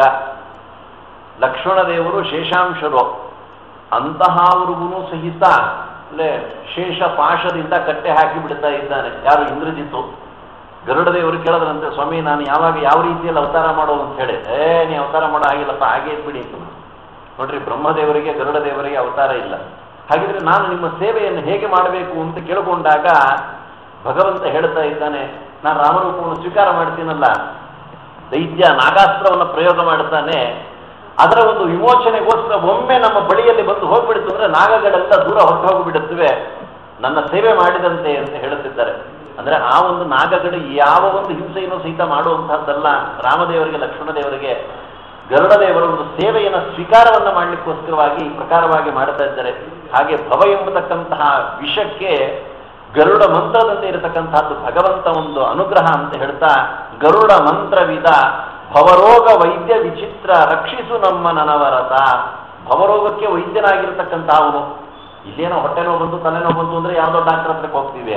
ಭವರೋಗಕ್ಕೆ ಯಾರು ಔಷಧಿ ಕೊಡ್ತಾರೆ ಅಂತಂತ ಹೇಳಿದ್ರೆ, ನಾವಾಗವಾಗ ಹೇಳ್ತಾ ಇರ್ತೀನಿ, ಮೆಡಿಕಲ್ ಶಾಪ್ ಹೋಗ್ಬಿಟ್ಟು ಸಂತೋಷಕ್ಕೆ, ಸುಖಕ್ಕೆ, ನೆಮ್ಮದಿಗೆ ಒಂದೊಂದು ಟ್ಯಾಬ್ಲೆಟ್ ಕೊಡಿ ಅಂತ ಹೇಳಂದ್ರೆ ಅಂಥದ್ದು ಯಾವುದು ಸಿಗೋದಿಲ್ಲ ಅಂತಂದ್ರು. ಎಲ್ಲಿದೆ ಅಂತಂದ್ರೆ ಭವೌಷಧ ಶ್ರೋತು ಮನೋಭಿರಾಮ. ಭವಕ್ಕೆ ಔಷಧಿ ಯಾವುದು ಅಂತಂದ್ರೆ ಭಾಗವತದ ಶ್ರವಣ ಮಾಡತಕ್ಕಂತಹದ್ದೇನೆ ಪ್ರಧಾನವಾಗಿರ್ತಕ್ಕಂತಹ ಒಂದು ಔಷಧಿ ಅಂತ ಹೇಳ್ತಾ ಇದ್ದಾರೆ. ಹಾಗೆ ಭವರೋಗ ವೈದ್ಯ. ಅದಕ್ಕೆ ನಮ್ಮ ಶ್ರೀನಿವಾಸನನ್ನು ವರ್ಣನೆ ಮಾಡಬೇಕಾಗಿದ್ರೆ, ವೈದ್ಯ ಬಂದ ನೋಡಿ ವೆಂಕಟನೆಂಬೋ ವೈದ್ಯ ಬಂದ ನೋಡಿ, ಎಷ್ಟು ದಿನದ ರೋಗಗಳೆಂಬುದ ಬಲ್ಲ. ಎಷ್ಟು ದಿವಸದ್ದು ಉಂಟಂತ ಹೇಳಿದ್ರೆ ಡಾಕ್ಟರ್ ಹೇಳ್ತಾರೆ, ಎಷ್ಟು ದಿವಸ ನಿಮ್ಗೆ ರೋಗ ಅಂತಂತ ಹೇಳಿದ್ರೆ, ಯಾಕೋ ಒಂದು ವಾರದಿಂದ ಹೊಟ್ಟೆ ಸರಿ ಇಲ್ಲ ಅಂತಂತಾನೆ. ಇವನು ಒಂದು ವಾರದಿಂದ ಸರಿ ಇಲ್ಲ ಅಂತಂದ್ರೆ ಅದನ್ನು ಅವನು ಗೆಸ್ ಮಾಡಿ ಅವನು ಔಷಧಿ ಕೊಡ್ತಾನೆ. ಭಗವಂತ ಆ ರೀತಿಯಲ್ಲ. ನಿನ್ನ ಜನ್ಮ ಜನ್ಮಾಂತರದ ಒಂದು ರೋಗ ಯಾವ್ಯಾವುದು, ಯಾವ ಪ್ರಕಾರವಾಗಿದೆ, ಯಾವ ಕರ್ಮವನ್ನ ಮಾಡಿದ್ರೆ ಈ ರೋಗ ಹೋಗುತ್ತೆ ಅನ್ನೋದನ್ನ ಎಲ್ಲವನ್ನೂ ಸಹಿತ ಸರಿಯಾಗಿ ತಿಳ್ಕೊಂಡಿದ್ದಾನೆ. ಅದನ್ನೇ ನಿನಗೆ ಗೋಪಾಲದಾಸರು ಹೇಳ್ತಾ ಇದ್ದಾರೆ, ಅನಾದಿ ಕಾಲದ ಭವರೋಗ ಕಳೆಯಯ್ಯ ನಾನೆಂದಿಗೂ ಮರೆಯೇ ನೀ ಮಾಡಿದ ಉಪಕಾರ.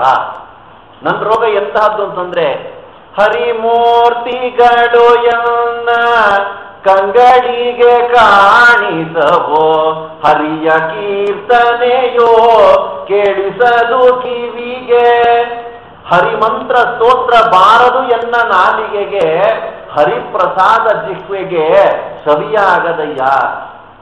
ಯಾವುದೋ ಪದಾರ್ಥವನ್ನು ತಿಂತಾನೆ, ಚೆನ್ನಾಗಿದೆಯಾ, ಚೆನ್ನಾಗಿದೆ ಅಂತ ಹೇಳ್ತಾನೆ.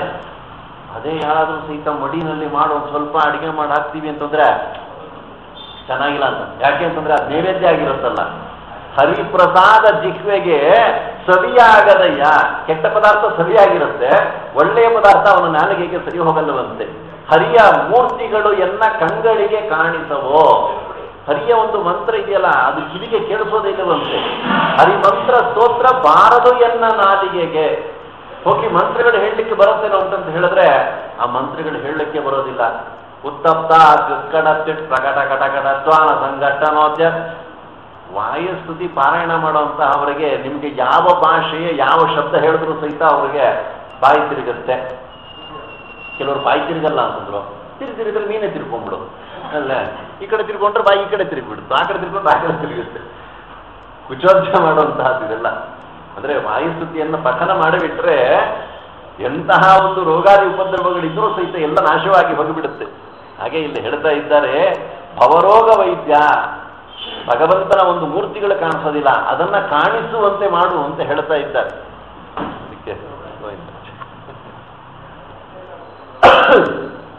ಆ ಭವಕ್ಕೆ ವೈದ್ಯನಾಗಿರತಕ್ಕಂತಹ ಅವನು ಕೃಷ್ಣ ಪರಮಾತ್ಮನ ಬಳಿಯಲ್ಲಿ ಅಕ್ರೂರರು ಬಂದು ಪ್ರಾರ್ಥನೆ ಮಾಡ್ತಾ ಇದ್ದಾರೆ. ಏನು ಪ್ರಾರ್ಥನೆ ಮಾಡ್ತಿದ್ದಾರೆ ಅಂತಂದ್ರೆ, ಸ್ವಾಮಿ ಕೆಟ್ಟ ವಿಷಯಗಳಲ್ಲಿ ನನ್ನ ಮನಸ್ಸು ಹೋಗುವಂತಹದ್ದು ಬೇಡ ಅಂತಂದ್ರು. ಕೆಟ್ಟ ಒಂದು ದೃಶ್ಯವನ್ನು ಏನಾದರೂ ಸಹಿತ ನೋಡುವಂತಹ ಸ್ಥಿತಿ ಇತ್ತು ಅಂದ್ರೆ ನನ್ನ ಕಣ್ಣುಗಳು ಹಾಗೆ ಹಿಂಗೆ ಹೋಗಿಬಿಡ್ಲಿ ಅಂತ ಹೇಳ್ತಾರೆ. ಕೆಟ್ಟ ಸ್ಥಳಕ್ಕೆ ಹೋಗೋ ಹಾಗಿತ್ತು ಅಂದ್ರೆ ನನ್ನ ಕಾಲುಗಳಲ್ಲಿ ಶಕ್ತಿಯೇ ಇಲ್ಲದಿರೇ ಇರುವಂತಹ ರೀತಿಯಲ್ಲಿ ಆಗಿಬಿಡ್ಲಿ. ಕೆಟ್ಟ ಕೆಲಸ ನನ್ನ ಕೈಗಳು ಮಾಡ್ತಾ ಇದೆ ಅಂತ ಹೇಳಿದ್ರೆ ಆ ಕೈಗಳು ಶಕ್ತಿ ಇಲ್ಲದಿರತಕ್ಕಂತಹ ರೀತಿಯಲ್ಲಿ ಆಗಿಬಿಡ್ಲಿ ಅಂತ ಕೇಳ್ಕೊಳ್ತಾ ಇದ್ದಾರೆ. ಹಾಗೆ ಭವರೋಗ ವೈದ್ಯ, ಅದಕ್ಕೆ ವೆಂಕಟನೆಂಬ ವೈದ್ಯ ಬಂದ ನೋಡಿ ಅಂತ ಹೇಳ್ತಿದ್ದಾರೆ. ಚೆನ್ನಾಗಿ 4 ವ್ರತಗಳ ಬಲ್ಲ, ದೇವ ಬ್ರಾಹ್ಮಣರ ಸೇವೆಯನ್ನು ಮಾಡತಕ್ಕಂತಹವರಾಗಬೇಕು ಅಂತ ಹೇಳಿ ಭಗವಂತ ತಿಳಿಸ್ತಾ ಇದ್ದಾನೆ. ಈ ರೀತಿಯಲ್ಲಿ ಭವಾಬ್ದಿ ವಿಷಧರ ನಾಗ ಗರುಡ ಮಂತ್ರವಿದ ಭವರೋಗ ವೈದ್ಯ ವಿಚಿತ್ರ ರಕ್ಷಿಸು ನಮ್ಮ ನನವರತ. ಆ ಭವವನ್ನ ತೆಗೆಯಬೇಕಾಗಿದ್ರೆ ಭಗವಂತನ ಕೈಯಲ್ಲೇನೆ ಹೊರತು ಬೇರೆ ಇನ್ಯಾರ ಕೈಯಲ್ಲೂ ಸಹಿತ ಸಾಧ್ಯ ಇಲ್ಲ ಅಂತ ಹೇಳ್ತಾ ಇದ್ದಾರೆ. ಯಸ್ಯ ಪ್ರಸಾದ ಪರಮಾರ್ಥಿ ರೂಪ ಅಸ್ಮಾತ್ ಸಂಸಾರ ಮುಚ್ಚತೆ ನಾಪರೇಣ. ನಮ್ಮ ಸಂಸಾರ ಭವ ಎಂಬತಕ್ಕಂಥದ್ದು ನಾಶವಾಗಬೇಕಾಗಿದ್ರೆ ಭಗವಂತನ ಒಂದು ಕೃಪಾಕಟಾಕ್ಷಿ ಎಂಬತಕ್ಕಂಥದ್ದು ಅತ್ಯವಶ್ಯಕ ಅಂತ ಹೇಳಿ ತಿಳಿಸ್ತಾ ಇದ್ದಾರೆ. ತದನಂತರದಲ್ಲಿ ಹನುಮಂತ ದೇವರ ಒಂದು ಸ್ತೋತ್ರವನ್ನ ಮಾಡ್ತಾ ಇದ್ದಾರೆ. ಶ್ರೀಮದುತ್ಸಾಹ ದೇವಸುತ, ಯಾವಾಗಲೂ ಸಹಿತ ಉತ್ಸಾಹದಿಂದ ಇರತಕ್ಕಂತಹ ಅವರಂತೆ. ಯಾರು ಅಂತಂದ್ರೆ ನಮ್ಮ ವಾಯುದೇವರು. ಅಂದ್ರೆ ಭಗವಂತನ ವಿಷಯವನ್ನ ಎಷ್ಟು ತಿಳ್ಕೊಂಡ್ರೂ ಸಹಿತ ಅಲಂಬುದ್ಧಿ ಎಂಬತಕ್ಕಂಥದ್ದೇ ಇಲ್ಲವಂತೆ. ಶ್ರೀಮದುತ್ಸಾಹ ದೇವಸುತ ಶ್ರೀರಾಮ ನಿನ್ನಯ ಚರಣ ಸೇವಕ ಪ್ರೇಮದಿನ್ ಸಾಷ್ಟಾಂಗ ಬೆರಗಿಯ ಮಾಡ್ಬೆ ಭಿನ್ನಪವ.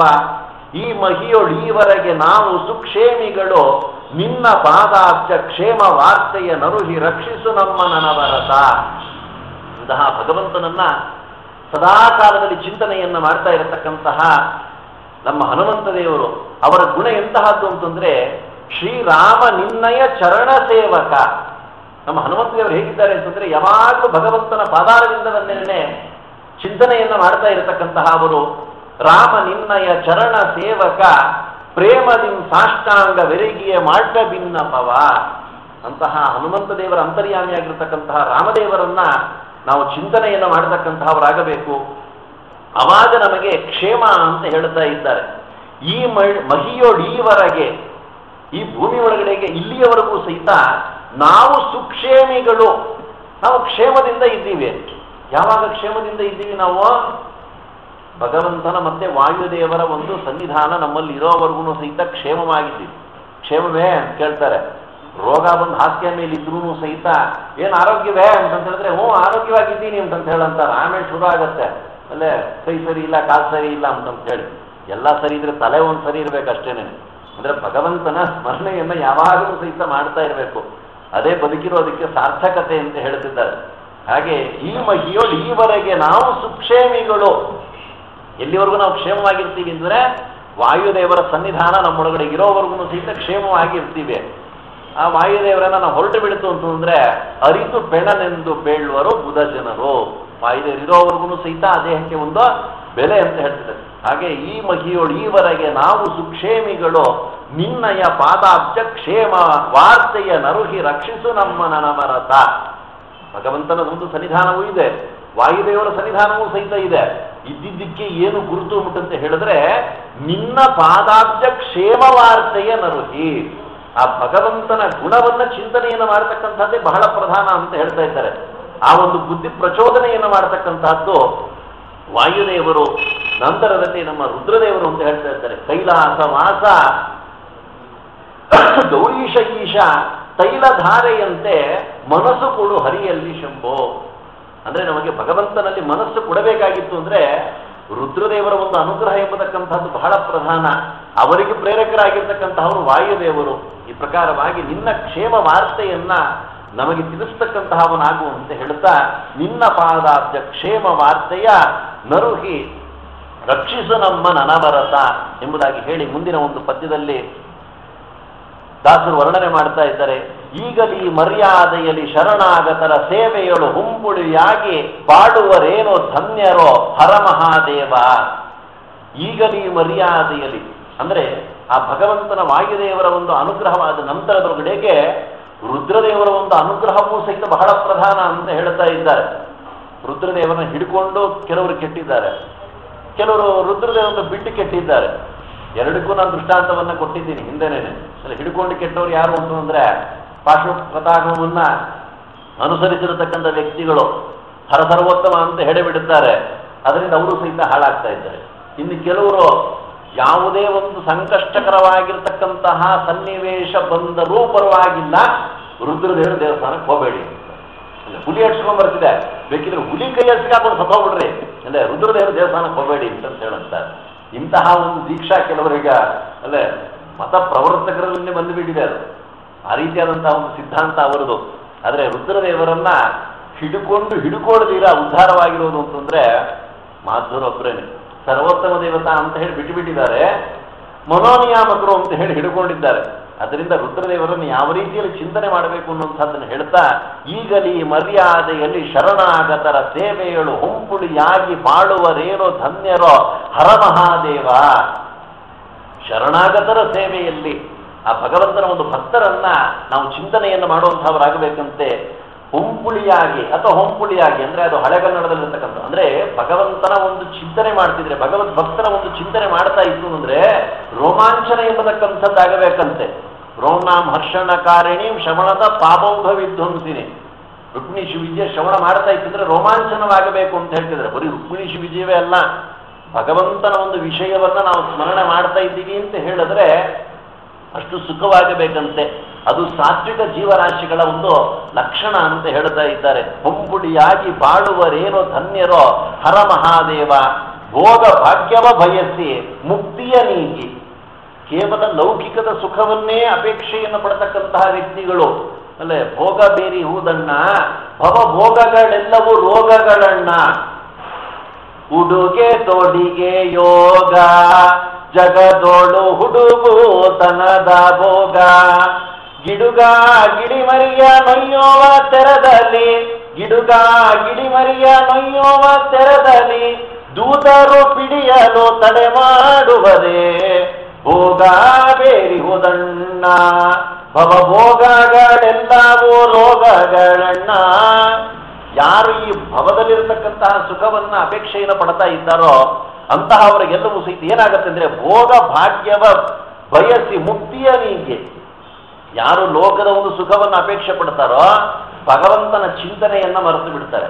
ಯಾರು ಭಗವಂತನ ಚಿಂತನೆಯನ್ನು ಹೆಚ್ಚಿಗೆ ಮಾಡ್ತಾರೋ ಅವರು ಲೋಕದ ವಿಷಯವನ್ನ ಮರೆಯುವಂತಹವರಾಗಿ ಆಗುತ್ತಾರೆ. ಹಾಗೆ ಭೋಗ ಭಾಗ್ಯವ ಬಯಸಿ ಮುಕ್ತಿಯ ನೀಗೆ ನಿಮ್ಮನ್ನು ಭಜಿಸಲರಿಯದ ರಾಗಿಗಳ ಮತವೇನೋ ಮಾತೇನೋ ರಕ್ಷಿಸು ನಮ್ಮ ನನವರತ. ಕೇವಲ ಲೋಕದ ವಿಷಯವನ್ನೇ ಚಿಂತನೆ ಮಾಡ್ತಾ ಇರತಕ್ಕಂತಹ, ನಿನ್ನನ್ನು ಭಜಿಸದಿರೇ ಇರತಕ್ಕಂತಹ ವ್ಯಕ್ತಿಗಳ ರಾಗಿಗಳ, ರಾಗ ಅಂತಂತ ಹೇಳಿದ್ರೆ ಲೋಕದೊಳಗಡೆಗೆ ಮನಸ್ಸನ್ನ ಇಟ್ಟಿರ್ತಕ್ಕಂತಹ ವ್ಯಕ್ತಿಗಳು. ಯಾರಲ್ಲಿ ರಾಗ ಮಾಡಬೇಕು ಅವರಲ್ಲಿ ರಾಗ ಮಾಡಬೇಕು, ಲೋಕದಲ್ಲಿ ರಾಗವನ್ನು ಮಾಡ್ಲಿಕ್ಕೆ ಹೋಗಬಾರದಂತೆ. ಭಗವದ್ ಭಕ್ತರಲ್ಲಿ ಭಗವಂತನಲ್ಲಿ ವಿಶ್ವಾಸವನ್ನು ಪ್ರೀತಿಯನ್ನು ಮಾಡುವಂಥವರಾಗಿ ಆಗಬೇಕಂತೆ. ಹೀಗೆ ನಿನ್ನನ್ನು ಭಜಿಸಲರಿಯದ ರಾಗಿಗಳ ಮಾತೆಯನ್ನು ರಕ್ಷಿಸು ನಮ್ಮ ನನವರತ ಎಂಬುದಾಗಿ ಹೇಳ್ತಾ ಮುಂದಿನ ಪದ್ಯದಲ್ಲಿ ಏನೇ ಹಿಂದಿನ ಪೀಠಿಕಾ ಪ್ರಕರಣವನ್ನೆಲ್ಲವನ್ನು ಸಹಿತ ಮುಗಿಸಿ ಮುಂದೆ ವಿಷಯಕ್ಕೆ ಬರತಕ್ಕಂತಹವರಾಗಿ ಆಗುತ್ತಾ ಇದ್ದಾರೆ. ಅದನ್ನು ಹೇಳಿ ಮುಂದೆ ಆಚಾರ್ಯರಿಗೆ ಉಪನ್ಯಾಸಕ್ಕೆ ಒಂದು ಅವಕಾಶವನ್ನ ಮಾಡಿಕೊಡುವಂತಹವನಾಗಿ ಆಗುತ್ತಾ ಇದ್ದೀನಿ. ಹರಿಭಕ್ತಿ ಸಾರದ ಚರಿತೆಯನ್ನು ಹರಿಭಕ್ತರಾಲಿಸುವಂತದಿ ರಚಿಸುವೆ. ಯುಕ್ತಿಯಲ್ಲಿ ಬರೆದೋದಿದವರಿಗೆ ಅಭಿಷ್ಟ ಸಿದ್ಧಿಸುವುದು, ಮುಕ್ತಿಗಿದು ನೆಲೆ ತೋರುವುದು, ಹರಿಭಕ್ತರ ಆಲಿಪುದು ನಿಜಮತಿ ಭಕ್ತಿ ಗೊಲಿವಂದದಲ್ಲಿ ರಕ್ಷಿಸು ನಮ್ಮ ನನವರತ. ಅಂದ್ರೆ ಸುಮಾರು 17 ಪದ್ಯದವರೆಗೂ ಸಹಿತ ಪೀಠಿಕಾ ವಿಷಯವನ್ನು ಹೇಳತಕ್ಕಂಥವರಾಗಿ ಮುಂದೆ ಆ ಹರಿಭಕ್ತಿ ಸಾರದ ವಿಷಯವನ್ನು ನಾನು ತಿಳಿಸುವಂತಹವರಾಗಿ ಆಗ್ತೀನಿ ಅಂತ ಹೇಳಿ ಅಲ್ಲಿ ಒಂದು ಪ್ರತಿಜ್ಞೆ ಎಂಬತಕ್ಕಂಥದ್ದನ್ನು ಮಾಡ್ತಾ ಇದ್ದಾರೆ. ಹರಿಭಕ್ತಿ ಸಾರದ ಚರಿತೆಯನ್ನು ಹರಿಭಕ್ತರಾಲಿಸುವಂದದಲ್ಲಿ, ಹರಿಭಕ್ತರು ಯಾರಿದ್ದಾರೋ ಅವರು ಇದನ್ನು ಚಿಂತನೆ ಮಾಡತಕ್ಕಂಥವರಾಗಿ ಆಗಲಿ, ಅವರಿಗೆ ಸಂತೋಷ ಕೊಡ್ತಕ್ಕಂಥ ರೀತಿಯಲ್ಲಿ ರಚಿಸುವೆ. ಇದನ್ನು ನಾನು ರಚನೆಯನ್ನು ಮಾಡುವಂತಹವನಾಗಿ ಆಗ್ತಾ ಇದ್ದೀನಿ. ಯುಕ್ತಿಯಲ್ಲಿ ಬರೆದೋದುವವರಿಗೆ ಅಭೀಷ್ಟ ಸಿದ್ಧಿಸುವುದು. ಶ್ರದ್ಧೆಯಿಂದ ಇದನ್ನು ಯಾರೋ ಬರಿತಾ ಇದ್ದಾರೋ ಅಥವಾ ಪಾರಾಯಣವನ್ನು ಮಾಡತಕ್ಕಂಥವರಾಗಿ ಆಗ್ತಾ ಇದ್ದಾರೋ ಅವರಿಗೆ ಯಾವ ಯಾವ ಒಂದು ಅಭೀಷ್ಟಗಳೆಲ್ಲವೂ ಸಹಿತ ಬೇಕು ಅಂತ ಹೇಳಿದೆಯೋ ಅದೆಲ್ಲವೂ ಸಹಿತ ಪೂರ್ಣವಾಗುತ್ತಂತೆ. ಕೊನೆಯಲ್ಲಿ ಫಲಸ್ತುತಿಯನ್ನು ಹೇಳ್ತಾ ಇದ್ದಾರೆ. ಆ ಕಾಲದಲ್ಲಿಯೂ ಸಹಿತ ವಿಶೇಷವಾಗಿರ್ತಕ್ಕಂಥ ಒಂದು ಅನುಗ್ರಹ, ಭಗವಂತನ ಅನುಗ್ರಹ ಇದರ ಒಂದು ಪಾರಾಯಣ ಶ್ರವಣದಿಂದ ಆಗುತ್ತೆ ಅಂತ ಹೇಳಿ ವರ್ಣನೆಯನ್ನು ಮಾಡ್ತಾ ಇದ್ದಾರೆ. ಮುಕ್ತಿಗಿದು ನೆಲೆದೋರುವುದು, ಮೋಕ್ಷದ ಮಾರ್ಗ ಅಂತ ಹೇಳಿ ತಿಳಿಸ್ತಾ ಇದ್ದಾರೆ. ಹರಿಭಕ್ತರಿದನ್ನು ಆಲಿಪುದು, ಶ್ರದ್ಧಾವಂತರಾಗಿರ್ತಕ್ಕಂಥವರು, ಮೋಕ್ಷವನ್ನು ಅಪೇಕ್ಷೆ ಪಡತಕ್ಕಂತಹ ವ್ಯಕ್ತಿಗಳು ಇದನ್ನು ಶ್ರವಣ ಎಂಬತಕ್ಕಂತಹದ್ದನ್ನ ಮಾಡುವಂತಹವರಾಗ್ಲಿ. ನಿಜಮತಿ ಭಕ್ತಿ ಒಲಿವಂದದಲ್ಲಿ, ಒಳ್ಳೆಯ ಮನಸ್ಸಿನಿಂದ ಇದನ್ನು ಚಿಂತನೆಯನ್ನ ಮಾಡಬೇಕೆ ಹೊರತು ಬೇರೆ ರೀತಿಯಲ್ಲಿ ಚಿಂತನೆಯನ್ನ ಮಾಡಲಿಕ್ಕೆ ಹೋಗಬಾರದು. ಅಂದ್ರೆ ದಾಸರಲ್ಲಿ ಗೌರವ ಇಲ್ಲದಿರತಕ್ಕಂತಹ ಅವರು ಇದನ್ನು ನೋಡ್ತು ಅಂತ ಹೇಳಿದ್ರೆ ಯಾವ ರೀತಿಯಲ್ಲಿ ಆಗತ್ತೆ ಅಂತ ಹೇಳಿದ್ರೆ ಗೋಣದ ಮುಂದೆ ಕಿಂದಿರಿಬಾರದಂತೆ ಆಗತ್ತೆ. ಅದಕ್ಕೆ ದೃಷ್ಟಾಂತ ಅದು ಬಿಟ್ಟರೆ ಬೇರೆ ಇನ್ಯಾವುದು ಸಹಿತ ಇಲ್ಲವೇ ಇಲ್ಲ. ಹಾಗೆ ನಿಜಮತಿ ಭಕ್ತಿ ಒಲಿವಂದದಲ್ಲಿ ರಕ್ಷಿಸು ನಮ್ಮನ ನವರತ. ಇಂತಹ ಯಾವ ವಿಶಿಷ್ಟವಾಗಿರ್ತಕ್ಕಂಥ ರೀತಿಯಲ್ಲಿ ನಾನು ಹರಿಭಕ್ತಿ ಸಾರವನ್ನ ತಿಳಿಸೋದಕ್ಕೆ ಪ್ರವೃತ್ತನಾಗುತ್ತಾ ಇದ್ದೀನಿ ಎಂಬುದಾಗಿ ಹೇಳ್ತಾ ಇದ್ದಾರೆ. ಇನ್ನು ಮುಂದಿನ ಪದಗಳಲ್ಲಿ ಯಾವ ರೀತಿಯಾಗಿರತಕ್ಕಂತಹ ಒಂದು ವಿಷಯವನ್ನ ದಾಸರು ವರ್ಣನೆಯನ್ನು ಮಾಡ್ತಾರೆ ಅನ್ನುವಂತಹದ್ದನ್ನ ನಾಳಿನ ದಿವಸದ ಉಪನ್ಯಾಸದಲ್ಲಿ ಚಿಂತನೆಯನ್ನ ಮಾಡೋಣ ಅಂತ ಹೇಳಿ ಮುಗಿಸ್ತಾ ಇದ್ದೀನಿ. ಸುರಗಣ ಪರಿವಾರ ಶೋಭಮಾನೋರುಹಾರ ಕರಿಕರ ಸಮಹಸ್ತ ಕಾಂಚನೋದ್ದೀಪ್ತವಸ್ತ್ರ ಶುಭಜನ ಕೃತಗಾನ ಶೇಷಭೋಗೇಶಯಾನ ಪ್ರಭುರಯಮವಿನಾಶ ಪ್ರಿಯತ ಇಂದಿರೇಶ. ಶ್ರೀಕೃಷ್ಣಾರ್ಪಣಮಸ್ತು. ಹರೇ ನಮಃ.